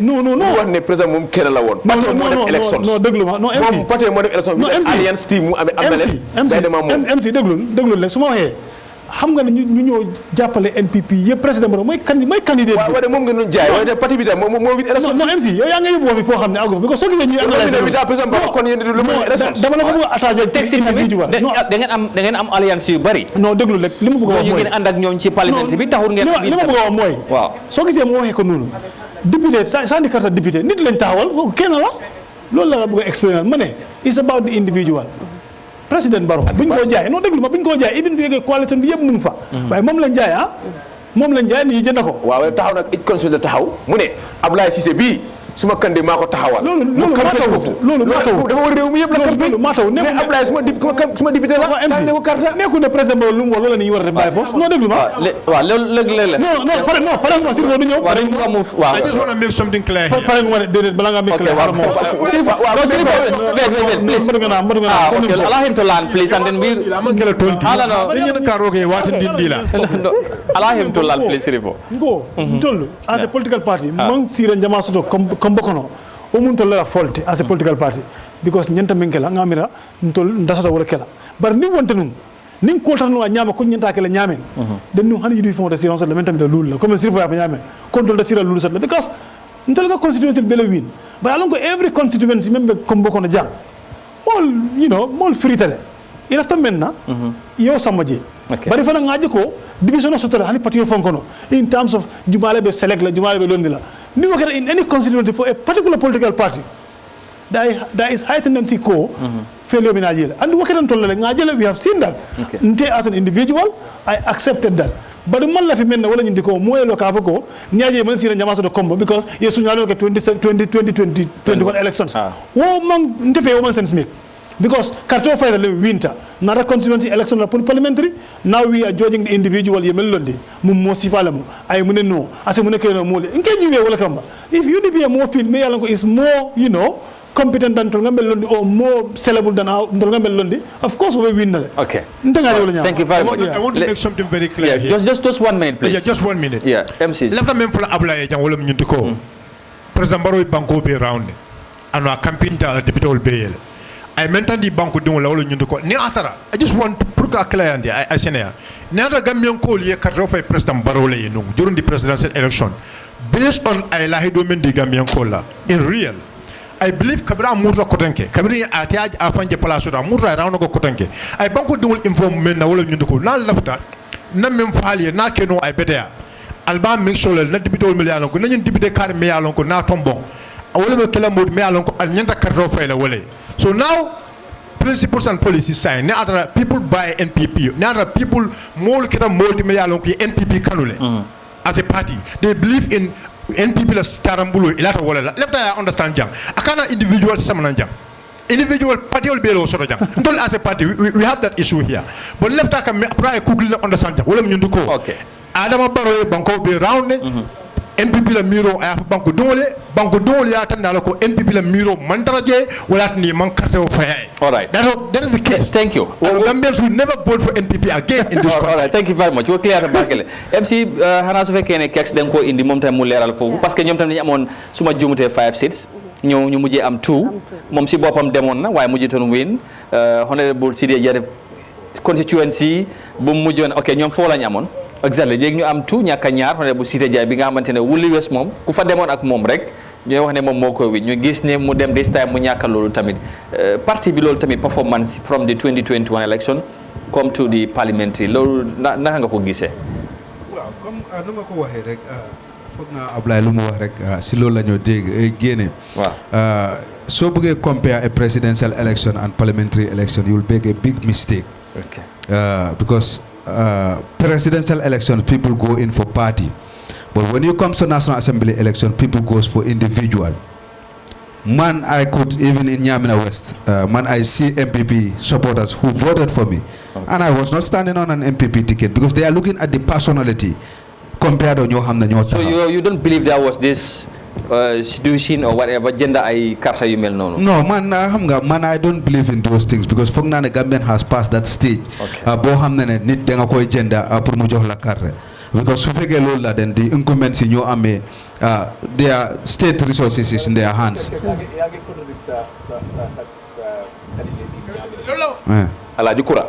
Because complain that this found play in Yamin and there was an inducement so openly. So does it mean that Sukura is fast? It's part of no, so when I contradict in there, should I believe that the mom should go away? But I believe that it doesn't happen. See the party ticket. But I believe that it doesn't happen. Even one in Lulu. Never said that. One in Lulu. There was very clear elections. One in there. Don't you hold out the electoral laws in every inducements. I think what's going on. There was very. Okay. You are saying here again, Gambians has passed that. You are the one saying that one here. Gambians has passed. Allow him to have seen. Allow land, please. Go ahead, Kex. Man, I believe he's talking his opinion or idea, please. I don't know how you come to this panel today. No, I cannot understand. Kemeson China is the one talking. No, it's not about his MPP, but it's about saying as it is. No, allow him to speak his mind, please. You are speaking your mind. Allow him to say his. We are on a platform democracy. I cannot just believe it. Okay. I cannot just believe it. But man, I believe that. Wow, go ahead. Constituency. They has never contested in that area since the history of the party. 30 good years. Yeah, I understand. Man, Madam Fofu, I came out of 6 candidates, I came 3rd position. So if you get a political party that people are voting based on National Assembly election, then they will have 0 there because we have never contested in that area for 30 good years. But the personality, that's why people were voting for me. And I take example of that. So my analysis is going to be based on those facts that people didn't vote in National Assembly because of party personality. They vote because of the personality that you put there. Okay. So man, I analyze my things. So if you want to believe in other things, believe in that. I believe in my own view. Yeah, that in National Assembly cannot be compared to a presidential election. They are totally different. In presidential election, people vote based on party lines. But when it comes to National Assembly, they look at the competence of the party who can serve their interest in the National Assembly. This is why when you go to Fonyi, APRC dominant la. But you not a coalition won that place. Yeah. And before APRC more but they look at the personality that were put there, and they all voted, and no APRC members has a seat in that place. Yeah, absolutely. So automatically they look at the personality. In Combo here, Suffolk NPP didn't win there. And now the candidate that they have, and NPP has said that in their so many press conferences. We have seen those are the material facts that we see. We cannot speculate when we sit in platform. We must speak with facts. And we see already that there was, even before the election, people were not satisfied with the selections of NPP. They said this were the candidate, we the people who are going to vote. This is the one we wanted to be our candidate. Yeah. NPP went and imposed their own candidate. And people decided that I own myself. I'm an independent citizen. Then you have imposed your candidate. I'm going to vote otherwise. And they vote otherwise. Okay. These are the facts. All right. So let's speak the facts here when you come to platform. Thank you very much. This is it. Now, MC, the Mabuga Kuneka nga joko maybe 2 minutes, but you move on to the final segment of the program. Well, 1 minute because of time. Kuneka wa. This current parliament. We said diversity, therefore open. For the first time ever, we see the number of independent candidates, you know, the ruling party, that, you know, majority, let's say absolute majority in parliament. So that diversity, Gambians among hope at Yakar. So si digante bi 1 year down the or almost a year now, naka lañ ko gisee each of them nga jox len time. You comment on that. Maybe 1 minute. I said 1 minute 30 seconds because then you move to the final segment of the program. Please. Yes, you've already said just a minute because we have other things. Exactly. Maybe you want. How do you see the Gambian parliament currently? Looking at its, you know, it's a young parliament, and you know we have also many independent candidates as well. So we will start with Serifo. Oh. Yes. How do you see the Gambian parliament currently? Yeah, alhamdulillah.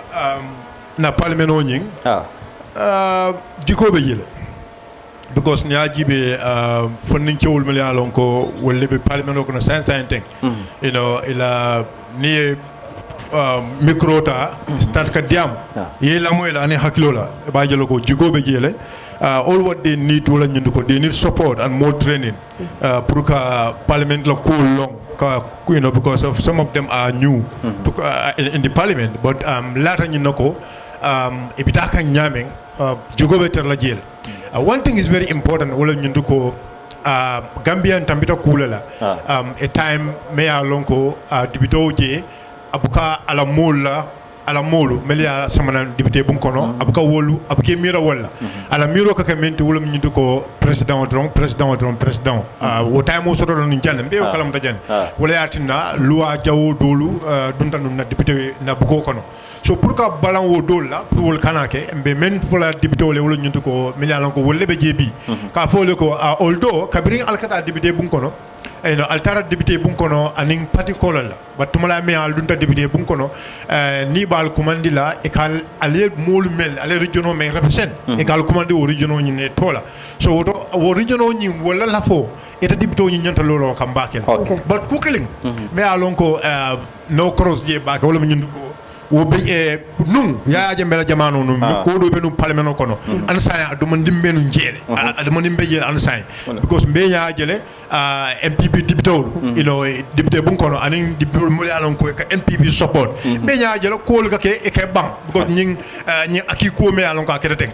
you know MPP député ke da janke di bakel anu da janko wo manke fenti me alon ko elam mo le samba je wala ka because dumala alon aki di newol mel fada maybe some of them are from you know ala region. Some of them are from UDP region or whatever. But what is more important is Gambia le CJ. Okay. So my advice to them as Abulai. Before the advice, recent salary increment ko chocho bar. No salary increment ko me along ka. Yeah, diptol lem. Yalo eko ya kukli le kejang. Janning election ko ke mbiya kala mudale because keksi afo nyunu. Ko diptol saybe tarle fambulle.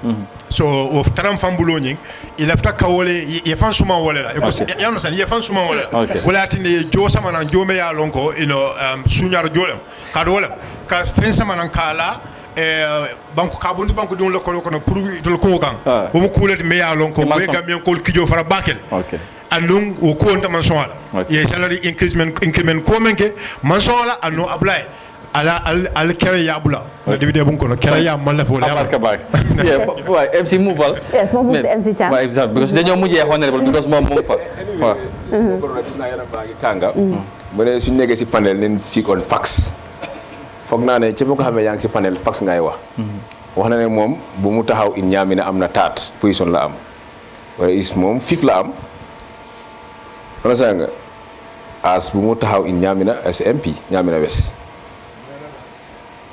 only NUP rek la raw ñoom 6 ñoo taxaw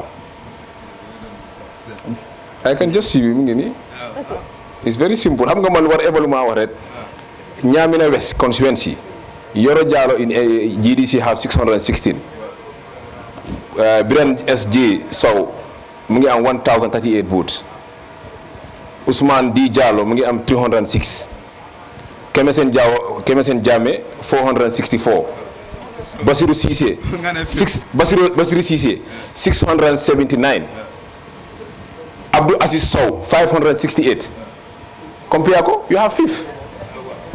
So it's not about so what? No, that's wa xam nga comme dama bëgg ñu understand ñun ñëpp that's slip of the tongue. wa ñun ñëpp wa comme xam nga comme fas ñu wax noonu everybody ma ko mu leeral rek wa lu ma wax mooy lu ma explain mooy Doy has never contested and I was that was the no MC comme indingal bëgg leen that was the argument. Doy has never contested there and I was able to secure that. That was the point. So suma way ne forfeit heck now that's the slip of the but the argument is Doy has never contested there. So that means that I should not have any vote there. But because of my personality, that's the argument. dama gëm ne lu si ëpp ñu xamee ñu ngi taxaw MP si Gambia most of ñu xamee dañ win parti line la gaay wini loolu mooy dëgg parti line la gaay wini ñu bari tey ni ñu win waaw léegi nañ ñëw ci parlement bi rek wala loolu leer na amee li ngeen xam ne bopp parlement si house bi noto alliance soo gisee ñu win the entire phone yi isam APRC base la an ñoom dañ am division mag so APRC ñoo xam ne ñoo ëppa ñoo xam ne ñoo ëppa ñoo xam ne ñoo nekk ñoo ala tumu jaar waaw léegi loolu leer na MC nañ ñëwaat ci suñu ñëwee si time assembly bi waaw naka nga leen gisee suñu ñëwee si time assembly bi yaakaar amoon na at the beginning bu ngi gisee ne assembly am na balance ñu bëri foogoon ne tey lu si ëppa yeneen taxawal askan bi bon lu ñu fa gis right now dafa tey xel because tey su ne wala ñoom lu ñu gis mooy seen bopp seen biir ak seen poste dañu gis because tey di affaire Gambien si yaa ngi sona docteur yaa ngi sona soldat yaa ngi sona nos yaa ngi sona si réew mi te su ne ba gis ne loolu right now ñoom ñu ngi xelaat ñoom dañ ñëw as member parliament within naka 6 months ñu am first increment am na 30% bi ñoom bokk na si ñu ñëwaat again yokk another increment pour ñoom seen boppa so foog naa tey lu war a njëkk xool mooy parce que ñu si ëpp si député Gambien si kaw bi la ngay jógee an kaw bi tey ñu bari ngay jooy ndox lopitaan yi baax problème la ambulance sa problème la foofu si kaw bi an député yi tey ñu war a taxaw tey lu si ëpp tey si député yi bu ñu read budget bi bu ñu wax affaire yi budget wax daxal bi budget bi ban député moo dem si constitution am wan ne lii ni nga war a am si assemblée bi lii leen war a yokk lii leen war a waxtaanee tey si nekkoon ne Touma Ndiaye laalut affaire bi kon ñu bëri ëpp si Gambie duñ xam ne sax increment bi war a am si député yi si ñoom boo kenn newul seen constitution wax ne lii leen ko war a yokk tey musula am so tey suñu yaakaar luñu expliqué tey suñu last scope moo nekk su ñoom la woon waaye lu ñu fa gis right now last député yi fa nekkoon sax ñoo tane ñu fi nekk nii doo nga gis waaw honorable fanaa loolu leer na si MC Cham that is his opinion right waaw ñu dem si keek suñu mujjee honorable waaw moom tam gis-gisam ci current parliament bi waaw jërëjëf torop comme nu may waxee man I've been following the parliament absolutely wow definitely and lu may wax foofu I will judge them based on their performance in terms of what they did or what they were able to achieve if you are not there you will not measure some of those things we have a divergent view in terms of increasement bu ñëwee but the government 30% increasement the National Assembly was not part of it boo xam ne moo force amoon just a point of correction they were never part of that increasement bi so this increasement boo xam ne ñëw nañ loolu lañ yokka seen salary bi because they feel like ne there are other parliaments wala seen sister parliaments suñ fa demee how those people are accommodated is far different from ñun which man suma opinion I disagree because we have to measure suñ booba according to our own standard and not to the standard of other people, because we are a tax-based economy. That's where we generate our funds, and we know how the vast majority of the Gambian people are suffering.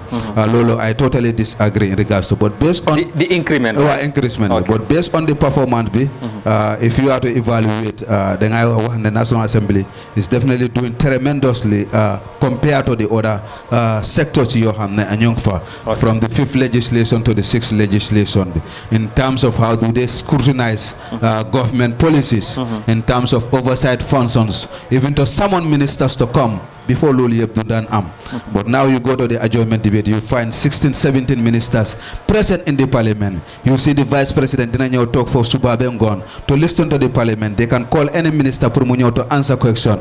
And you have seen that during their argument with Ibrahim Asilla, do what? You have to swear here, or you will not be higher. And charge of contempt of the National Assembly. That shows you how authority in terms of this budget session, so they may see bilateral. Every minister must come before the parliament and explain why this amount of money must be allocated to your ministry, and you must justify it before it will be approved before the National Assembly. One, you only do that. So Jogesi executive, that's how it goes. And so they may, in terms of even monitoring of government projects, you see National Assembly they may in terms of committee, and so you say recommendation be in terms of implementing the COVID fund. The report is just out. Go and read the recommendation in terms. The time and people then so after having a tete parliament that you are you make a decision out. That's not how parliament works. You have to gather your facts together. Then you come with a recommendation that this must be done. Law it has to go in terms of prosecution. You recommended for an IGP to call for a prosecution of those institutions.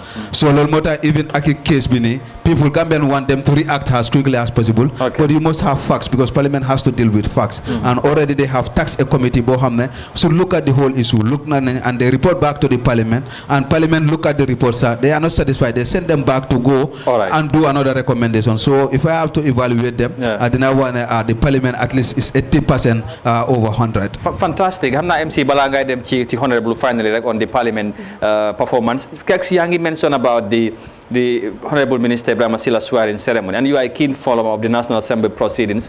Why you bari jen Japan and the parliament maybe they were somehow out of their jurisdiction, if I can say. When forcing him to swear, was that the need? No, the Persian the time you were assuming office. The oath that's oath of secrecy to the government Mola appoint to so that you will be loyal to the government. But you want any witness is appearing before the parliament, the person must take an oath of office. Then I just if you mislead the parliament, then they can charge you for the contempt of the court. But if you the person didn't take an oath of office, you cannot hold the person, charge him for contempt of court who misleads the parliament, because Budemebe water the fly one anything Lumai Joffi will be the truth and not only the truth. So then the parliament has the power to charge for the contempt of the court. But Sula misleader, if you go to the court, sir, first they will go to the record whether he have taken that. So and in this case, was this specific on Ibrahim Asila alone this time? Because no, all the witnesses, the other minister you passed even not only ministers, sir, even permanent secretaries, even a witness man, if they call me as a witness to a committee session, I should give an evidence. I will first take an oath. All what I will give here will be the truth and the only nothing but the truth. So I'll be taking an oath by the secretary of the committee before giving an evidence. Did you witness anyone program to swear in before you? Yes, I have witnessed so many ministers, so many even police commissioners when the IGP appeared there in regards to. For example, do you remember any name? For example, yeah, the IGP was there. He swore in. The minister Ahmad Ba before the tourism board. The director, sorry, not Ahmad Ba. The director swore in. I see so many ministers that appear before the national. Even the vice president before he once appear in terms of the health insurance. How about any minister? That's what I'm saying. Up to the vice president even take an oath. So I think that's the highest authority. That's the. All right. Because of time, right? But MC duration or months, I'm not some of the former government officers. They will retire amount of monies, the like of Lantom and others. so October la end of October gaa waxoon so how far we dem. waaw li nga xam ne bul ci leeral loolu mu ngi nii. because kees xam nga lu ma wax foog naa. no mooy nekk living no waaw they were so ñoom de xawoon leen moo ne end of October. you know they came with a recommendation. waaw because recommendation boobu laa wax end of October la wax end of November. so far léegi digg December. waaw so already they have made it very clear if it fails to do that jox nañ the tax of the IGP to prosecute them. la gaa ngi def flow bi bro. no waaw loolu la. joxe ne end of October la woon. léegi ay December January na. so léegi lan moo xew léegi so far. waaw léegi because mu taxaw si flow bi di wax coow ado bi di. waaw léegi bàyyil MC honorable na leeral loolu. Honorable bi moo nekk sa second term in Parliament and you've been there for the first time and this is the second time so how will you compare the two parliaments that you've been present? Thank you so much. First of all, I think I have to thank the administration of the Parliament from the 5th legislature to the 6th. And specifically, I need to thank the Office of the Clerk and staff and the leadership of the National Assembly, both from 5th and 6th. And this has to do also with, the likes of Doyen Sunekon si Parliament bi, ñoom Halifa, ñoom Sidia, how they've molded us together pour ñu am that sense of direction. Parliament bi from 5th legislature to date ñu ne Gambia ana ko bëggut a xam waaye I think Parliament am na sense of direction ñëpp xam nañ loolu su ma waxee loolu nag mooy li nga xam ne loolu la Parliament war a def loolu lañ nekk def right now. And also the environment is given to Parliament by the government and that is the executive because dañ accept li nga xam ne loolu la Parliament war a def ñu nangul leen ko ñëw dañu uyu ñuy koo def ñuy ko liggéey ak ñoom. And I think all of us together ñun yëpp dañ mën koo nekk benn pour ñu liggéey. There is a big achievement from 5th to 6th. 5th legislature dañ set foundation bi moo tax ma tànk ñoom Halifa ak yooyu because they were inside there even though daan voté the same side but ki nekk Parliament xam nga ne I mean am na lu nekk di change from luñ gisoon when Yahya Jammeh was the government. Understand nga changes amoon na from the 5th and 6th loolu lañ nekk di continuer. There is a big changes moom am na man suma maas yi man I was working for an NGO ma dem Parliament automatically man sama bopp xam na ne am na lu change ci man te xam na am na lu change ci suma ay doxalin so kon Parliament 5th and 6th am nañ big improvement. 6th bi after the election yaakaar bu ci Gambien si amoon ñu bari dañ gis ne doxalin bi di boobu MC wax na ko amoon na ci yaakaar from the word ci starting bi but ci was the end wala ci few months down the line gis nañ beneen taxawaay especially with the salary increment buñ gis jur na coow ci réew mi te yow xam nga ci dara. xam nga loolu tamit justification boobu noonu dama bañoon a bëgguma woon a wax si loolu. waaye dinaa ci wax parce que wax bi. MC bu mu doon wax mu ne amoon nañ 30% increment buñ defoon 6 months before December. waaw bu mujj waat. non ñun amuñ loolu te bi mu ñëwee woon ñun suñ bopp ñu ñëw waxoon ne ñun 30% bi ñun duñ ko jël bëgguñ cee bokk as Parliament ñu génnee suñ bopp completely and that was an increment for the entire civil service. waaye Parliament was the only institution boo xam ne bokkul ci waaye fekk ñun ñu ngi try pour Parliament mu autonomie so Parliament autonomie is also good for the country because dafa mel ni dafa independent mu war a liggéeyal boppam without the interference of the executive loolu lañ bëggoon te loolu lañ am.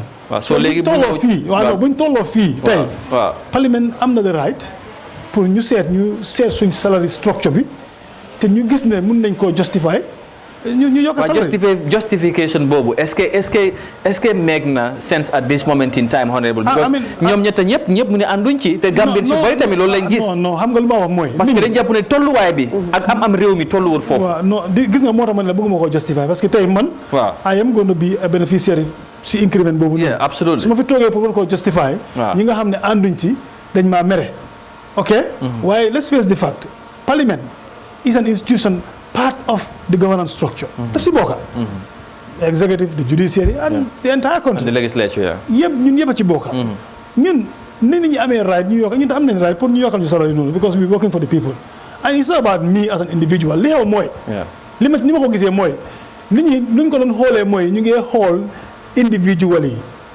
luñ la naa yokkal si salary li ñoo am waaye nekkuñ di xool Parliament as an institution niñ ko upgrade mu àgga fi mu war a àgga pour ñeneen suñ ñëwee ñu nekk at the same length with other countries nekkuñ di ko xoolee noonu man noonu laa ko gisee ñu ngi xoolee indi bi Ablaye Cissé mooy député Old Yindum kii kon su weer dee nangam la moo am foofu lañ ko nekk di xoolee. man noonu la ko ñu bëri nañ ko xoolee sax is not parliament as an institution parce que dama la ne non déglu man dama la ne nekkul nit ñoo toog mu neex ñu ne dañu war a yokk suñu salaire bàyyi force ñun dañu am ay liggéeykat ñoo toog te dañ dee dem benchmark some members ñu ngi dégg ñu wax ne jamono dafa seer te député yi dafa am li nga xamante ne lañ war a def so is a legitimate move gis nga loolu tamit waaw nañ waxante dëgga député bu taxaw mu criticize loolu buñ ko fayee na wa suur nañu seet yokkoon nañ ci sara nañ jël nañ ko xam nga Amadou buñ nañ bàyyi di taxaw si galerie bi di naxante li dégg mooy parlement dafa jël décision man su ma àndoo si décision bi man dama ko reject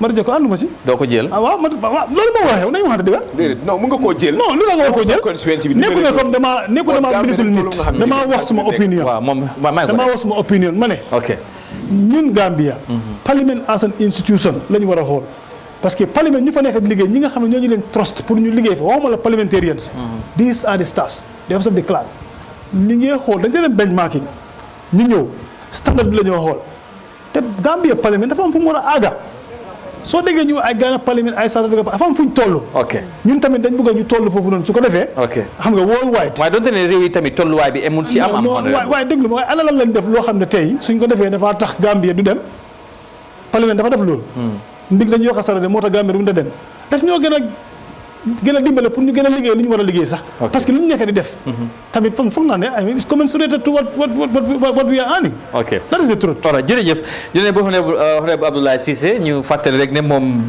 député la ci néegi député yi foofu te dégg ngeen lim indi ci leeral ci loolu ak tamit dégg ngeen yeneen naataangoyam luñ ci wax léegi nag daanaka waxtu bi sori na lool ñu war a dem ci pàcc bu mujj bi rek ci waxtaan bi mooy fii ak weer ñu ngi war a dem ci local government election te ñii yëpp politique parti lañ jógee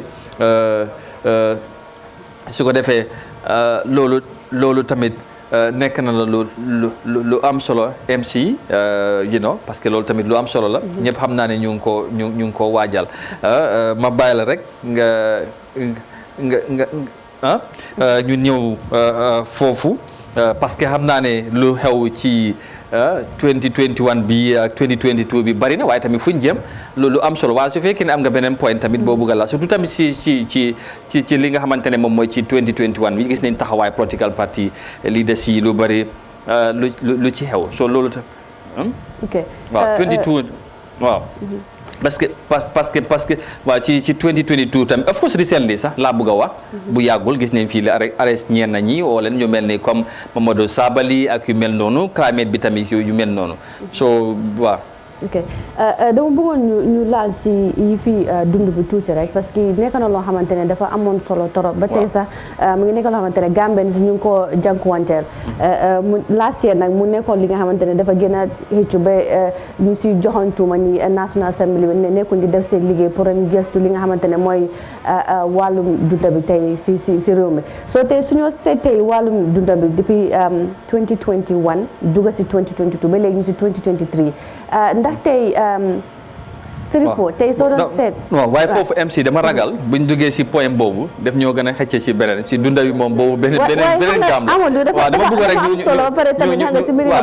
because of time bi ñu si des ñu daanaka time bi bëriwul ma bëgg ñu tënk ko rek ci politique because dund bi moom loolu moom askan bi ci boppam buñ ci laalee dañoo wax ne programme bi jeex la soo dama bëgg ñu ñëw ci politique bi rek ñu jeexalee foofu parce que non xam naa ne bu waaye politique affaire dund yi boo leen ko laalee fii boobu beneen point la waaw waaye gis nañu recently si 22 bi for exemple taxawaay nguur gi surtout ci wàllu politique wala political party leaders yi li xew recently 2022 bi loolu tamit parce que dama bëgg ñu tënk foofu rek balaa ñoo dem ci pàcc bu mujj because of time loolu tamit for exemple MC ma ñëw ci yow foofu noonu rek balaa MC di ñëwaat mooy gis nañ naka nga gisee recently gis nañ taxawaay nguur gi diggante nguur gi ak political partyism gis nañ for exemple Mamadou Sabali bu yàggul niñ ko arresté ak yu mel tin loolu tamit naka nga ko gisee. waaw lu ma gis rek mooy suñ démocratie bi mu ngi xaw a foog naa ne Halifa Sallah waxoon na ko ne am na loo xam ne suñ ko téewul suñ démocratie rek. waaw démocratie bi na ñëwaat si réew mi. pare waxam bi raay naaw mu ngi raam si réew mi ma feel like ne lu xew si Mamadou Sabali man as MC Thiar dama ko condemn dama feel like ne political witch hunt dañ ko war a bàyyi si réew mi political statement soo déglooyee audio Mamadou Sabally bi fu mu dooree di wax luñ code mooy lu ndaw lañ code pour lëndëmal askan bi ne lii la wax boo tem nit ki tam da ngaa xool fan la dooree waxam bi lu si opposé waxam bi sax mu ngi oote jaama si réew mi mu ngi advice supporter UDP yi ne neen meg soo ñu respect lu waay réew mi neen meg soo ne saagay xaste yoo xam ne mu ngi am ñu ko tuuma seen parti yi ñu génne si loolu si waxam bi yëpp but it's very wrong tam nga kot lu ndaw pour li na mal xeli askan bi foog naa ne kenn ku nekk am ngeen raay police am neen raay ñu arrest la ñu ko la fa correction teg la benn place wala within 72 hours loolu nga ko mun a caaj wala nga yóbbu ko court but bu ko dem baag doo dem si court bi pour whatever xam nga gis nga judicial reform dañ ko soxla si réew mi dañ ko soxla bu baax a baax because tam bul punish nit ki because of daf doon liggéey ak Jammeh wala nekkoon na si nguuri Jammeh so yar maa dóoree Yahya Jammeh moom laa war a dóoree kii loolu is very very wrong so dama fii laa lu xew si Mamadou Sabally tey Mamadou Sabally léegi ci wàllum politique bi laa bëgg ñu gën a dama bëgg judiciaire boobu beneen topic waaw dama bëgg ñu understand tey moom la am na ñuy wax ne waaw dafa bëri waxam dafa bëri si réew mi politicien soo bëriwul wax nga bàyyi politique il faut nga wax askan bi nga wax askan bi ñu déglu la bon dama fii laay tey moom la ëllëg mun na nekk MC Thiam wala Kek Sané wala kenn suñ mbir nekk suñ ñu ñëpp nekk fii ibin xore mun na ko nekk tey mun nga nekk si nguur bi loi bi féeboo la ëllëg mun ngaa génn si nguur bi loi bi du la féeboo te yow mu téye doole bi tey ëllëg mun nga faa génn di seen law police la soo xoolee di electoral law Jammeh ko ici fii ne soo nekkee si biti outside doo bokk si executive committee party te loolu tey lonka na Yahya Jammeh bu ko mu demee awee tam mun na nekk executive committee of APRC so tey mun ngaa isi loi bi tey yow mu féegoo la at this time boo soo fa génnee mu nga nekk victim of that law moo tax tey ni suñ téye nit ki tam waaye for exemple ok loolu yaa ngi wax si wax ba léegi yow si law bi nga bëgg a nekk di waaye dem ci wàllu politique bi ku mel ni comme yow da nga kuy wax nga da nga dee wax ñu lay déglu because boog dem nga ba président Barrow woo la boo accès nga ne one of my biggest critique tey moom ma ñëw seet si yow da nga dee wax te yow tamit amoon na jamono bi nga xamante ne oo nañ la fi ci police bi nga dem nga uji solo da nga foog ne loolu ci ndax dafay am lu moñi ci démocratie wala politique bi te relationship bu war a am est-ce que boobu tamit non police yi am neen right suñu waaw anything waaw ñu oo la nobody is above the law mu ne la oo waaye yëpp whatever ni nga ko jaarale si yoon bul xool ne ña kii est-ce que gars yi duñu gisee ne ci benn side bi rek la ñoo wooye nekkuñ di woote ci benn side bi par exemple because tey soo xoolee tey lu gën a garaaw si kaw suuf ni taxaw si political rally ne bu leen sànni xeet bii soo leen ko sànni la yéen xeet bi ak xeet bi ne leen dax a gën a réew mi lan moo gën a garaaw si loolu kan lañ si ootee te ñooñu ñu ngi si ban kam NPP la kay nekk jarul laajte am na ba xaw exemple wax naa ko fii mun naa oo tur soo bëggee ma wax ko fii am na yeneen xam ne ay njiiti parti wax nañ ko fi ay cadre yi xam wax nañ ko fi political statement gis nga politicians yi tey NPP as a party am nañ ay support yoo xam ne mu neen defend mu Sabally wax MC Thiam wax Kek Sané wax kii ñëw counter MC Thiam ñu counter loolu am na boo institution si dafa war independent because tey nguur dafay dem ñoom dañu remain so loolu dafa jar a bàyyi xel bu baax a baax moo tax ma ne man su ma xeex soo nekk si yooni digga doo ragal wéet bu ko ñu bay tey ñu maaw lébel ne waa MC Thiam lu ñëw mu condamné ko su nekkee ne tey Mamadou Sabally def na lu nga xamante dafa yàqal luwaa bi dinaa taxaw ne ko da nga yàqal luwaa bi d'accord ma si bon tey lu ma gis tey mooy jaay doole laa fa gis loolu dañ ne yàgg nañ ko xiifal ko ci nguur gi jëmale ko ci waaw yàgg nañ ko xiifal xëy na tam ñu ngi ut yoon ba ne tam dafa ñoom fu nga ko wan a lonkee sax xam nga Yahya Jammeh for exemple su laa tii dina dafa saani buum di la xëcca ngay ñëw ba nga takk sa boppa mu jaar la si yoon bon ñii dañ ñëw rek kii wax na lu ndaw rek jëlu ndaw rek ne waa nañ ko téye si loolu is very wrong. Okay, all right. Thank you very much. Honorable, just quickly, ñu tënk ko yow you are a lawmaker ba pare ña ngi ci néegi député yi gis nga lu fi xew lu yàggul o Sabally MC o nañ ko te ñu ngi jàpp sax ñu fare ci opposition bi kese la ñu oo ñu nekk ci yéen bokk ci nguur gi bu ñu waxee dara sax lu mënta ñagas kenn du leen woo loolu tamit ku mel ni comme yow bokk ñuy defar loi est-ce que loolu tamit bu fekkee mu ngi xew nit ñi duñ tiit comme ñu bari ñu ngi ko wax am na fu ñu jógee bu oytu foofu la ñoo dellu. Amadou waaw ok National Assembly member la defarkati lu wala waaye bokk ci political party. waaw xam nga tey su nit waxee. mu wax ci suma party. of course man tamit dina am sañ-sañ pour. xalaat xam nga rek wax ci wax ji. yaa ngi am kaab boobu. waaw exactly comme lu xew mooy man bilifu ma ne comme ni ko nit ñi di waxee. waxuma la lu MC wax de waaye wax bi. dégg naa ko. nit ñi waaw. du man suma parti leader ak suma parti ñoo téye Mamadou Sabally and that has to be very clear.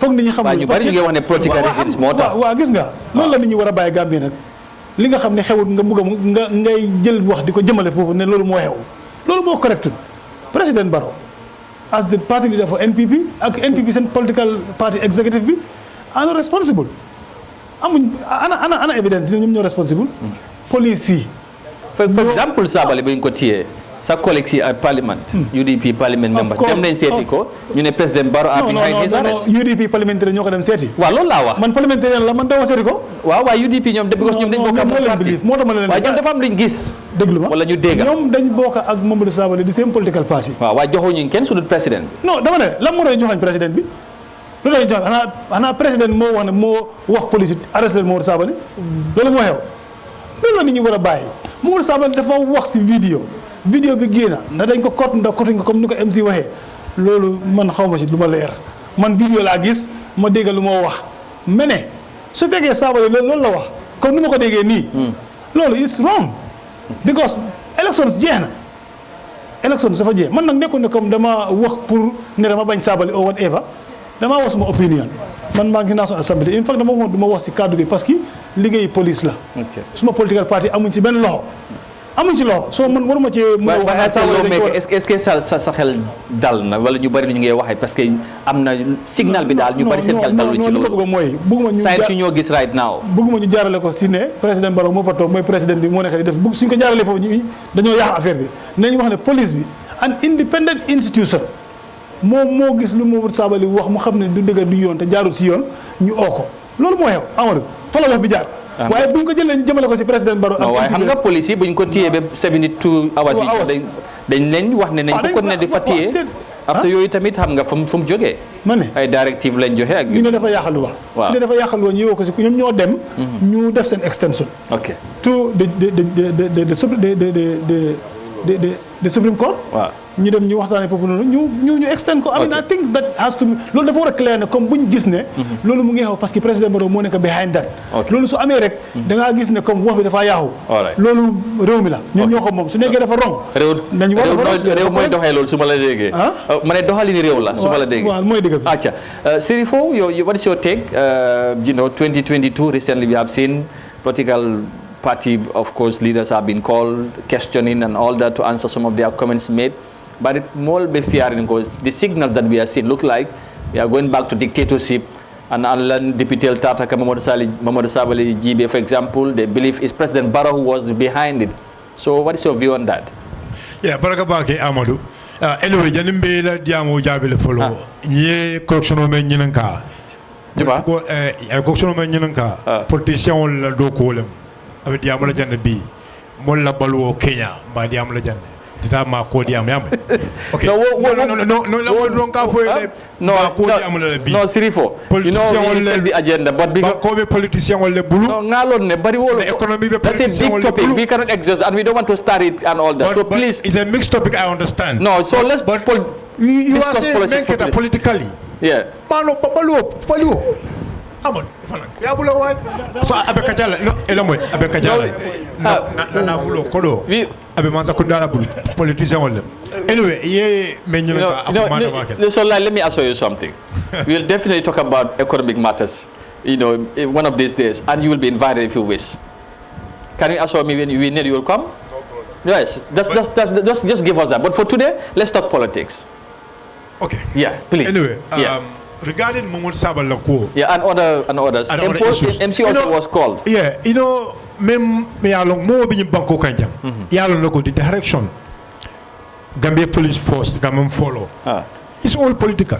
Whatever. Calling these people here, they talk. But because of these people are politicians, and last time they make a mixed call. That mixed call will by Sankare Kumandi.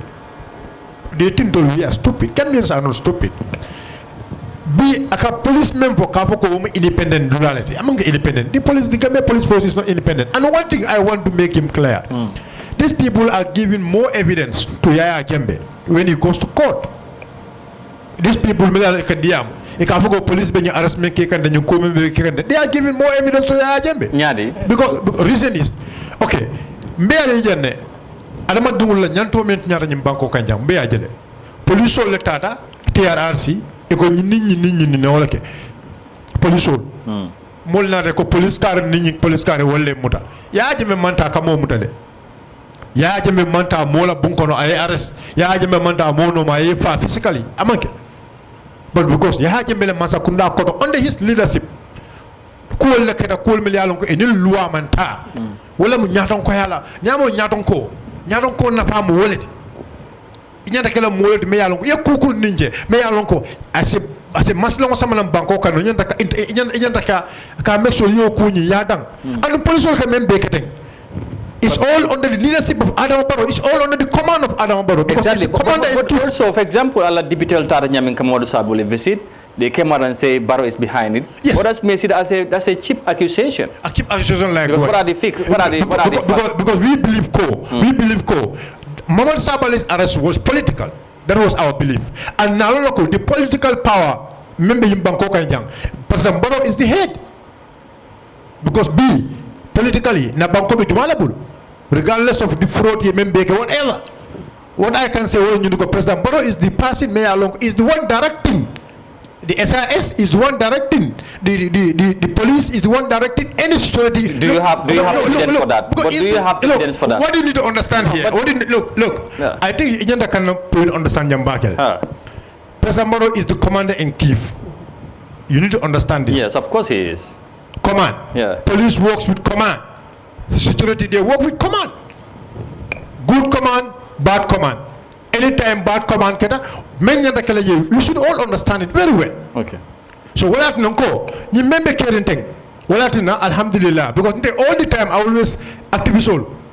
They always talk against some of the activists. Because activists kodo activist. Because now we workshop organized, kata workshop kata seminar. But now, thank God. So Gambia thank God. The issues member care in science and thing. Activists so will sign. They realize if they can call MC Cham for Coxon, waste his time for almost 3 hours. They can call Mohamed Sabali, arrest without no charges for after 72 hours, for after 10 days.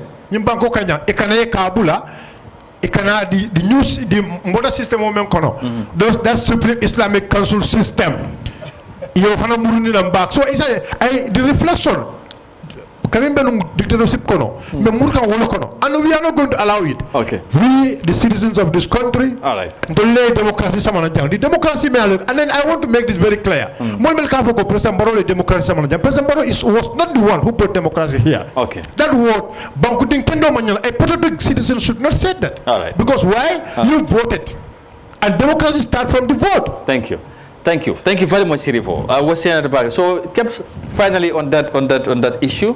You had all of them. Of course, 2022, join example, Sabali, MC, and others, or in land. And others are saying there are signs of that Gambia is going back to dictatorship, arresting somebody almost for 10 days. For anything. What is your view on that? How do you think people will perceive these things? Jërëjëf comme niñ ko waxee buñ jógee si jamono Yahya Jammeh ñu ñëw man dama believe ne with New Gambia waruñoo amee lu ñuy waxee political prisoner wala a political detainee koo xam ne dañ ko detain because of his political opinion te foog naa ne Sabally wala MC déebu MC ak Nene Freda di lañ oowoon I was in court with mi ne mu ne ma ne gars yi ñoo ñu oo but man dewuma ba lifin ma ne ko demal ba ñu dégg dara because xam naa ne loolu dafa war a passé in this country bi war a all politicians for their opinion because lu ñu war a differentiate moo nekk political comment foog nga am ko and you must be tolerant foog nga am a politician ñoo xam ne they will criticize you they will disagree with whatever yoo xam ne isi nga ko on the table bi but notwithstanding tamit duñu wax ne the government doesn't have the right pour ñu oo somebody for questioning but it has to be based on ne boromam bi am na loi bu mu yaaxu. Okay. But not because of you want to silence the person, then go threaten for person be noppy. And in the case of Sabally or MC Cham, low line for this. Because automatically don't you have facts because before you arrest, you must have your facts. This is what happens. before you arrest loolu moo tax soo demee si court bi léegi almost man last time bu ma ko doon check almost 10 to 11 judgment ñoo xam ne they have all gone against the IGP for wrongly arresting people ate suñ demee suñ fay because you have the right to arrest but you don't how do you arrest, how do you effect that arrest has to be guided by law. How do you detain that person has to be guided by law. Te buñ demee à Sabal, in the case of Sabal buñ ko ooyee after 72 hours the provision is there, is very clear. You cannot detain somebody beyond this one. So do you think this time what the government did? No, it was very wrong. I was totally against it because they go by without no charges. Then one in the first place, the time you effect the arrest was wrong. Because if an issue like a treason, that's what they accuse you of, and you find out that something mungfa, you will not have left that because that person wanted to overthrow a government that is democratic. But you know that you have done wrong and now release go with the statement that unconditional. There was no condition even during his arrest because they put on data. And the issue of Supreme Islamic Council, man, I have a problem with that. The Fognane, they should know their limitation because if they the trend bunjel, they then need to continue. Every Gambian boham arrest nañ ko fi and it's wrong. Well, they have to intervene. Okay. You cannot start something law hamna to continue because every citizen is an Supreme Islamic Council is an institution pour ñun yépp. Okay. So if you have to intervene in other cases, then any case bo hamna xew na fi, you have to intervene. You cannot pick and choose. No, just so I don't want luma buga mo nek. I don't want Supreme Islamic Council to put themselves in a situation bo hamne they'll be found wanting because it's a very noble institution bo hamne they have to be respected. So ñom buñ duga ci lo hamne they were concerned because of the peace and all that because am na ñu bëggon again a protest and all that. No, I understand ñom the direction bu ñoo dem but let the law free that person rather than because so they may be interfering we are disregarding the law. So it's more of negotiation and countries are not ruled based on there are laws that should be there. They must prove to us that this is why we arrest Sabali and Lila them up to the court and it failed and so then go arrest wrongly. Government should be bold enough to come and say that Sabali, we are sorry, we have violated your right and you have the right to go to court if you are not satisfied with, but we are saying we are sorry. This should be the trend in this country and I think Sabali and his lawyer should take a legal action against the government so that tomorrow they don't stop the arrest people just because of they want to silence those people. Okay, and do you think people have a reason to fear or worry that we are going back to dictatorship, for example? Well, if the trend is then man mun na utter a statement and tomorrow I'm called for questioning and I can be detained even beyond the constitutional requirement and they can go to court and extend it even I'm not charged, then you will have the fear that then the democracy tendency law hamne low fight is no more there, but we are moving from a direction of bohamne, it's more of dictatorship. All right, thank you very much. And finally, I think we must appreciate all your contributions. It has been quite very immense, but on a final note, MC Legi ñu dem ci ku nekk because of time, we are going for local government elections in within 4 or 3 months time. Ku nekk si political party nga bokk bu gën a xam sa position as to what do we expect. For example, KMC ak Banjul, West Coast, MPP ak UDP ñi ñu ne dañoo maintain seen seat si ñi ñu ne dañ koy nangu by force. So loolu xawma naka lay demee. Just a final round of discussion ci loolu rek. Because politique lañ ubbee ñu tëjee politique. Yes, I'll start with Honorable because he admitted that they have made a mistake during the last parliamentary elections. So I'm saying like, okay, are you guys ndax lifin ngeen fàttaliku ngeen mistake yooyu wala ndax yéen a ngi walk towards those mistakes nga xamante ne defoon ngeen ko ba ngeen ñàkk taw yi nga xamante ne yooyu ngeen bëggoon. waaw jërëjëf MC foog naa ne comme ni ma ko waxee woon rek am nañ ay erreurs yoo xam ne rectifié nañ leen. waaw te am naa yaakaar ne local government elections mu ngi ñëw it's going to be different. that I know very well. waaye xone bu si yaakaar ngeen toll. non waaye fii ñëpp a yaakaar fii kenn amut. non am nañu wane gis nañ MC ñi ñu ci yaakaar de te UDP lu ñu wax dégg nga ko. non waaye ba léegi soo gisee mën a yaakaar. waaw ba tey parti bi. man I'm not speaking for the party here. ba tey parti bi ñu am doole bi pour ñu am ku ñoo teg candidate bi ok su nit ñi producer anybody ne kii lañ bëgg ñu teg ko fa. MC similar bu baal ma rek dama bëgg nga wax ci tout parti bi. ci nga bokka non leer ci nga bokka dama bëgg nga wax ci non yéen président ba dafa am lu mu wax dem na fi wax ne dafa indi gouverneur West KM ak Banjul loolu yëpp gaañ ci tiit la ci ragal yéen yaa ngi waaj moom mooy président bi di loolu moom waaye loolu tamit ñu ne tegut ko fenn waaye soo gisee may waxee noonu mooy dama bokk ci parti am naa gëm-gëm ci suma political party te li ma waxoon fii mooy man suma opinion laa wax dama fiiloon ne 2022 parliamentary election amoon nañ errors te errors yooyu noonu dafa manifeste after elections ñu ñëpp gis nañ ko te foog naa keeks dooleel na wax boobu noonu loolu mooy dëgg bi. ok 2023 local government elections mu ngay ñëw foog naa ne parti bi reflect na gis nañ erreur yooyu noonu loolu moo tax ñu mun leen a identify léegi ñu ngi correct erreur yi te start nañ di ko correct because suñ congress bi jeex na suñ structures yëpp taxawal nañ leen ñu ngi start di xam nga mobilize li ñu ko daan mobiliser 2021 presidential election moo tax may am nañ gëm-gëm te yaakaar nañ ne toogu yi dinañ bëri incha allahu rabbi loolu moom mu ngi ci am naa gëm-gëm boobu noonu. fa la leen Banjul ak KMC toll surtout ak West Coast parce que fii nga de nga ko ñàkkoon ci Parliamentary MC. te dégg naa fii moom mooy loolu. gars yi dañ ko bëgg a. tey foog ngeen da ngeen mën a fooxaat tey. waaw li nga xamante ne mooy si li Banjul ak KMC nga xamante ne dafa am solo. xam nga yombut pour folli incumbent comme di nga num naxaree si ñoom pour ñu folli ñu si toogu bu mag bi. waaw ñun tam dina naxari pour ñu folle leen si toogu yu ndaw yi waaye kenn ku ci dëgg def sa kéemtalaay kàttan ñu ngi tere ñun xam nañ ne si toogu bu mag bi ñoo fa nekk toogu bu ndaw yi war ñoo mën a jaaxal incha allahu rabbi dinañ toll foofu noonu. waaw dafa mel ni. Banjul moom. non bàyyi ko mu wax mu ngi wax Banjul moom boobu moom xam naa ne moom dinañ ko nangu waaw boobu moom dinañ ko jël. KMC taalib moo leen jaaxal daal. waaw soo waxee taalib jaaxal ñu mën naa am parti bi bu ne taalib jaaxal leen ok man soo ma laajtee sama opinion in politics comme man li ma def sama constituency dëgg la nit ku nekk li nga def waxal loolu mooy dëgg bi dafa am li ngay def nit ñi gis ko si yow ñu ànd ak yow taalib am na lu mooy def ok waxuma la amut ay noonu amut ñu ko nekk of course soo ma taxawalee taalib ak any other candidate ku jógee suma parti candidate bi lay support ak lu mu munti def. loolu mooy dëgg dafa mel ni somehow endorse nga tamit taalib li mu def. non soo ne endorse ma ko.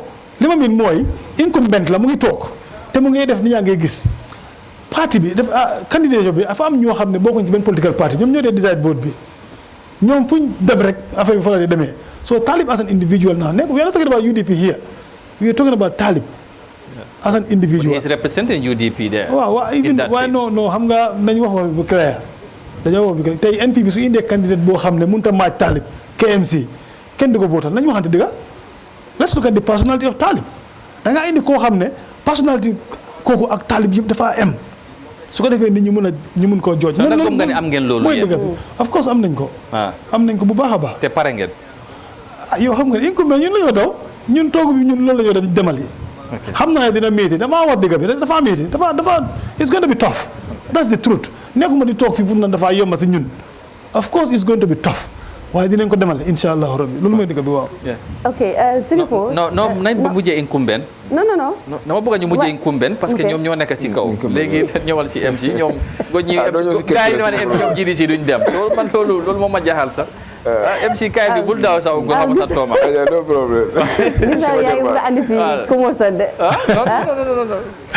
ok MC yéen it admin ngeen ne comme like mistake dafa pare joxoon ngeen tuuma Adama Barrow nii ak NPP ñoo nekkoon di wër di wax ne booy ngeen di sànnal ak yooyu noonu ndaxte pare ngeen tey pour make sure ne daal ak NPP nu mu munti ñëwee parce que loolu ngeen wax. ndax ak nu mu munti ñëwee. nga baal ma wax la dara balaa nga ko la ci. am na lu ma dégg gars yi di wax ne GDC pare wuñ pour dem de UDP lañ banal bugg a laaxu si gannaaw. pour gunge waaw moom na leeral foofu.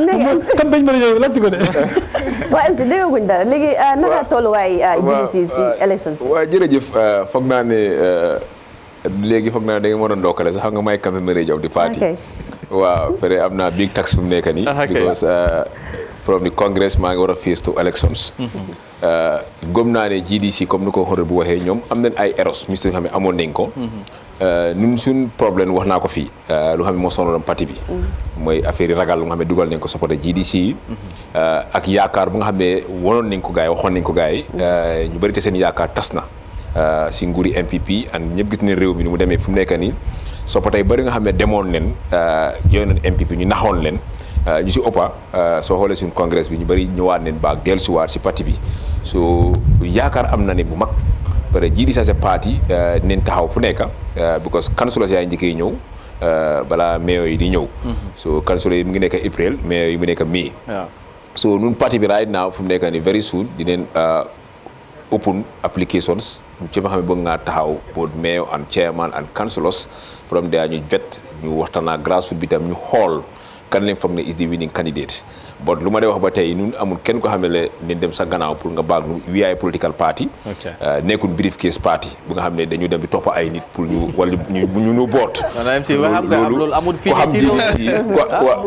waaw ko xam GDC bi mu koy parti bari na bëgguma tooñ ay parti wala tey am na parti nga xam ne they are more on workshop ak seminas ci réew mi fii bu nga xam ne du mu sax taxaw élections waaw xam nga bëgguma tooñ ay parti waaw wala parti bu registré AIC rek parti la wala tey lu si ëpp parti yi dem élections mooy GDC UDP NPP ak doy lu si ëpp ñooy dem élections waaw APRC ni ngay dem élections bon ñaata parti ñoo registré Gambia is more than 18 how much 19 léegi right now so ñu si ëpp ñuy dem elections rombut 5 so kon tey su ma la déggee mooy nga baal ma mooy GDC par nañ dem pour all the waaw because right now parti mayo si KMC Banjul West parti bi dafa war a bounce back because dem na elections mënut a win benn seat right now lu nga war a def mooy jógee nañ congress def nañ restructure si both the ward and constituency and regional level so parti bi am na ñu face nga xam ne am nañ some of people like man bii di campaign manager of the party su ma tax mooy pour gis ne tey man tam war naa mun a ane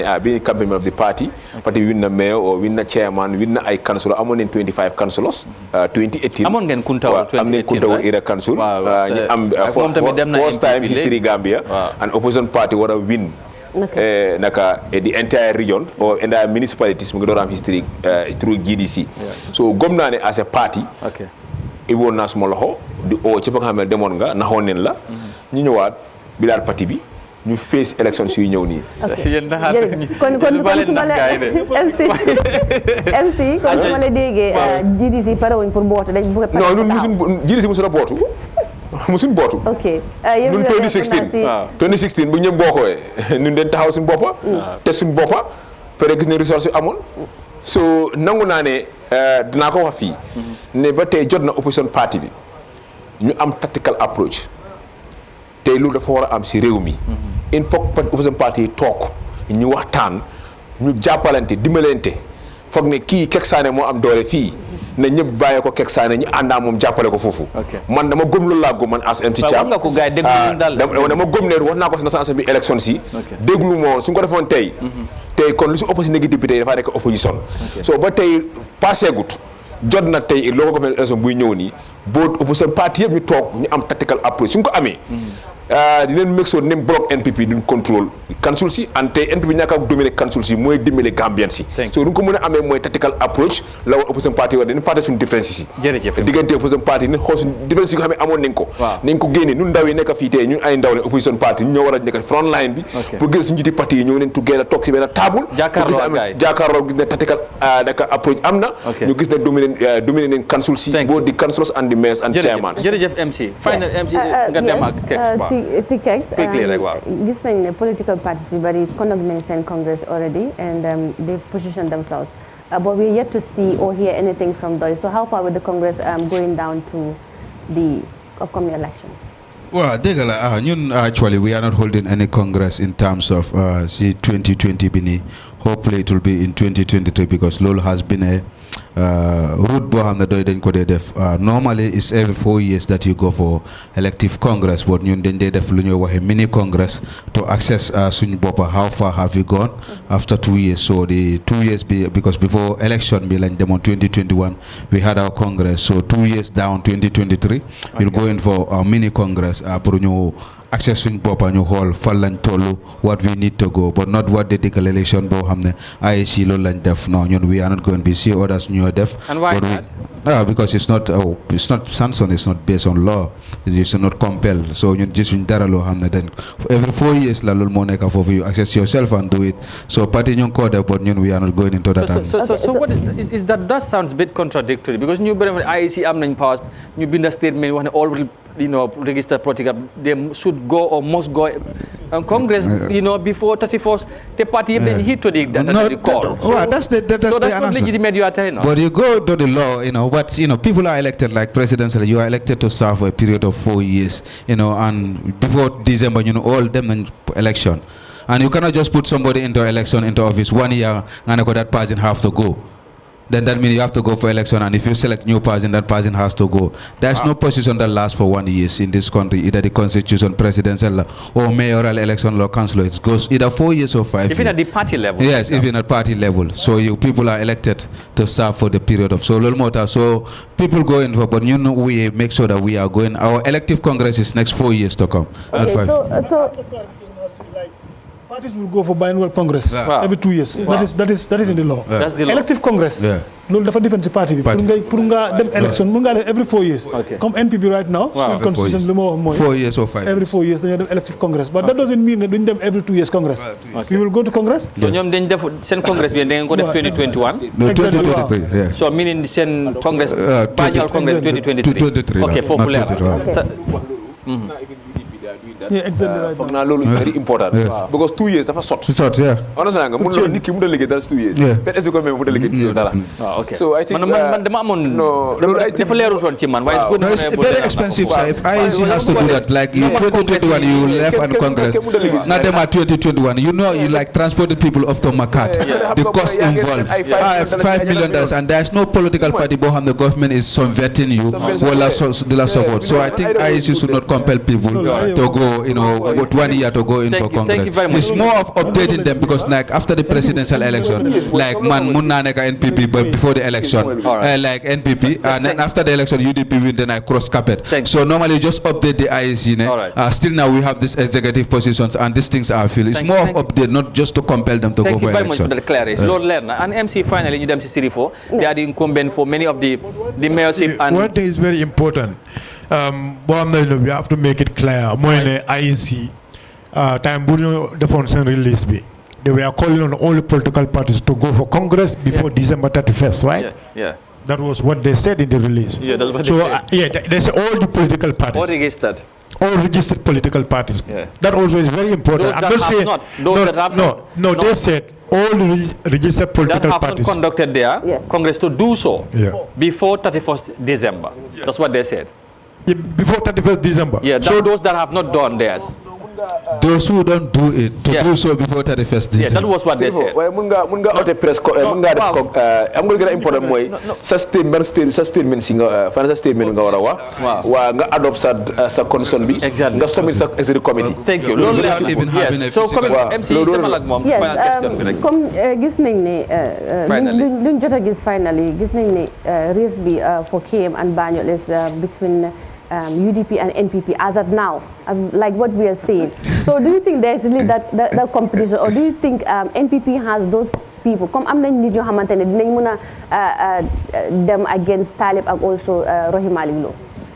You know, to make it very clear, UDP sense into the selection on Abekele because ntol mo political party me along structure bentol lale. Ntol political party me along ko ntol buka money kula sense thing. Wala at na jibe all the regions be kiamano lon la jele be mayo lon dila. Be council lon dila labir.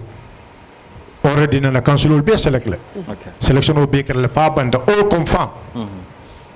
That shows you ko the force membe untul bulu kana ka jiko local government ba control. Yaje na diamo follow kita damento di left ka jele make very clear. To local contribution o Gambians even to local contribution o jelal inshallah ni ya carte o fayni this local government election. And I am 100% sure with God help, Gambians will vote for us. Gambian call back at UDPL. Okay. Because why? Niajibe, Talbi and Tamu Menke. And no apply Talib personality. It's not only about personality. Talib Patiole Talib Samana. Who knows Talib? Before 2017. Who knows him in politics? Political Patiola Samana. Ya Londi, political Patio Bambuta, Koma, Ya Pus. Fakira Mayoti. Okay. Kabakara Mayoti, Benya a development of Nega KM. So Talbot development I make a KM. The people of KM have seen that. Okay. And they will not regret.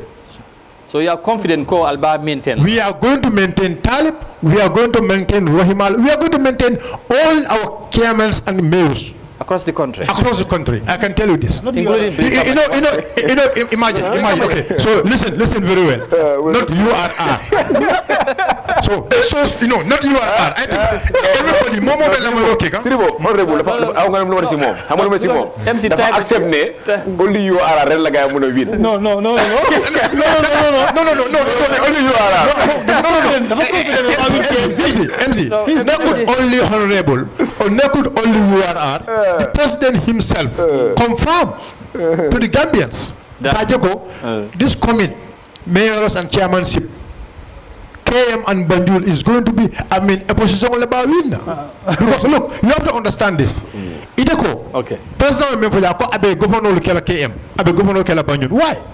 Because Meneketa, mayor Milbiji. We are going for election next 4 months because the president knows co. No, but the president is saying that because he believes member Banjul and in KMC, they are not working with the government. They are that's but let me tell you something. What he said is like the action is undermining his development. Yeah, so That is why he's going to appoint governors. That is what he said. That is what the president said. Man, I don't believe in governor. I'm being during Syria. You see, governor, they are political. You see, what I want to make clear here, yes. Why should the president say this? Because chairman of the regional bureau, governor Beje, Ibela Dokol Keka, Ibela Kol Keka. So because Niaja left from Gosaman, he believed that the upcoming election of Mfanankana, Talib is going to win KM, Roy is going to win Banjul without no doubt. Okay. And then West Coast, you know, West Coast. Namo Samana West Coast, you've all seen him. Thank you very much. Young Dabo, Young is the upcoming chairman. UDP women Samana West Coast. Yes. Everybody knows him. Okay. We are going to make sure. The way we control. Kombojang, West Coast, during the Parliamentary, the way we control KM, the way we control Banjul, we are going to make sure we retain all our sides. Here, you know, MC Mugere, Nyom Kek. But thank you very much, Sirifo. It was pleasure.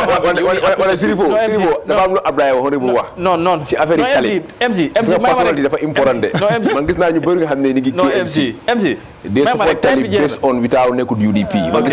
Many of the NPP supporters. Thank you very much. I'm not denying that. And they are supporting Talib. No, I'm not saying that Talib doesn't have the personality.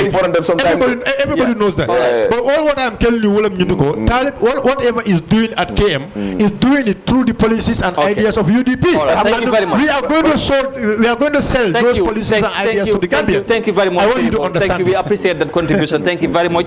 It was a pleasure to have you, and we appreciate all your contribution. Just to remind our viewers, our panelists were, of course, Keks Sane, from the PDOIS party. Keks, thank you very much for coming, and we appreciate your contribution. It was a pleasure having you in this special panel today, and equally to Sirifo Sonko of the United Democratic Party. Sirifo, thank you for coming. We appreciate your contributions also. Thank you, Honorable, also for coming, and we equally appreciate your contribution, and so as well as to MC Cham Jinio, the new campaign manager of GDC. So congratulations, MC, once again. Thank you very much, all of you, and MC. Thank you. I just want to di leen gërëm rek si teewaay bu rafet bi ak kàddu yu rafet yi di jégalu nag on their behalf su fi waxee lépp loo xamante ne comme méngoowul ak gars seen déggin rek dañ war a xam ne comme wax neexut réew mi so ñu leen di jox dig daje suba inshallah ñu leen si beneen topic we will not say this or that but we dina leen indi beneen interesting topic boo xamante ne nañ ko mën a waxtaanee fii si Eyeafrica TV. It's a special review edition and we will keep it special. jërëjëf MC thank you very much ci kaddu yooyu la ñoo jaar gërëm suñ panélistes yëpp beneen yoon thank you MC ci plateforme bi ak yow suba inshallah ñu war a dellusiwaat ci beneen topic ñu amaat yeneen guest inshallah yeneen gan ñu waxtaan ak ñoom ci réew mi lii dafa am solo te ñu am mbégte dalal fi ay ndaw nekk ay ndaw ci réew mi te lii dafa am solo ci réew lii moo koy doxal ñoom ñëpp ñu utee fuñ jógee waaye ku ne am sa xalaat am sa gom-gom waaye taxut ñëw ñu toog fii ñu waxtaane réew mi ñu bari toog ci kër yi nekk ci diaspora bi di seetaan di defee seen contributions lii mooy Gambia lii moo tax ñu war a booloo liggéey réew mi dem ci kanam jërë ngeen jëf mbokk yi jox leen dig daje suba inshallah ci beneen édition fii ci Eyeafrica TV fii ak boobu rek ñaan leen fanaan ak jàmm dina wax jërë ngeen jëfati ba suba inshallah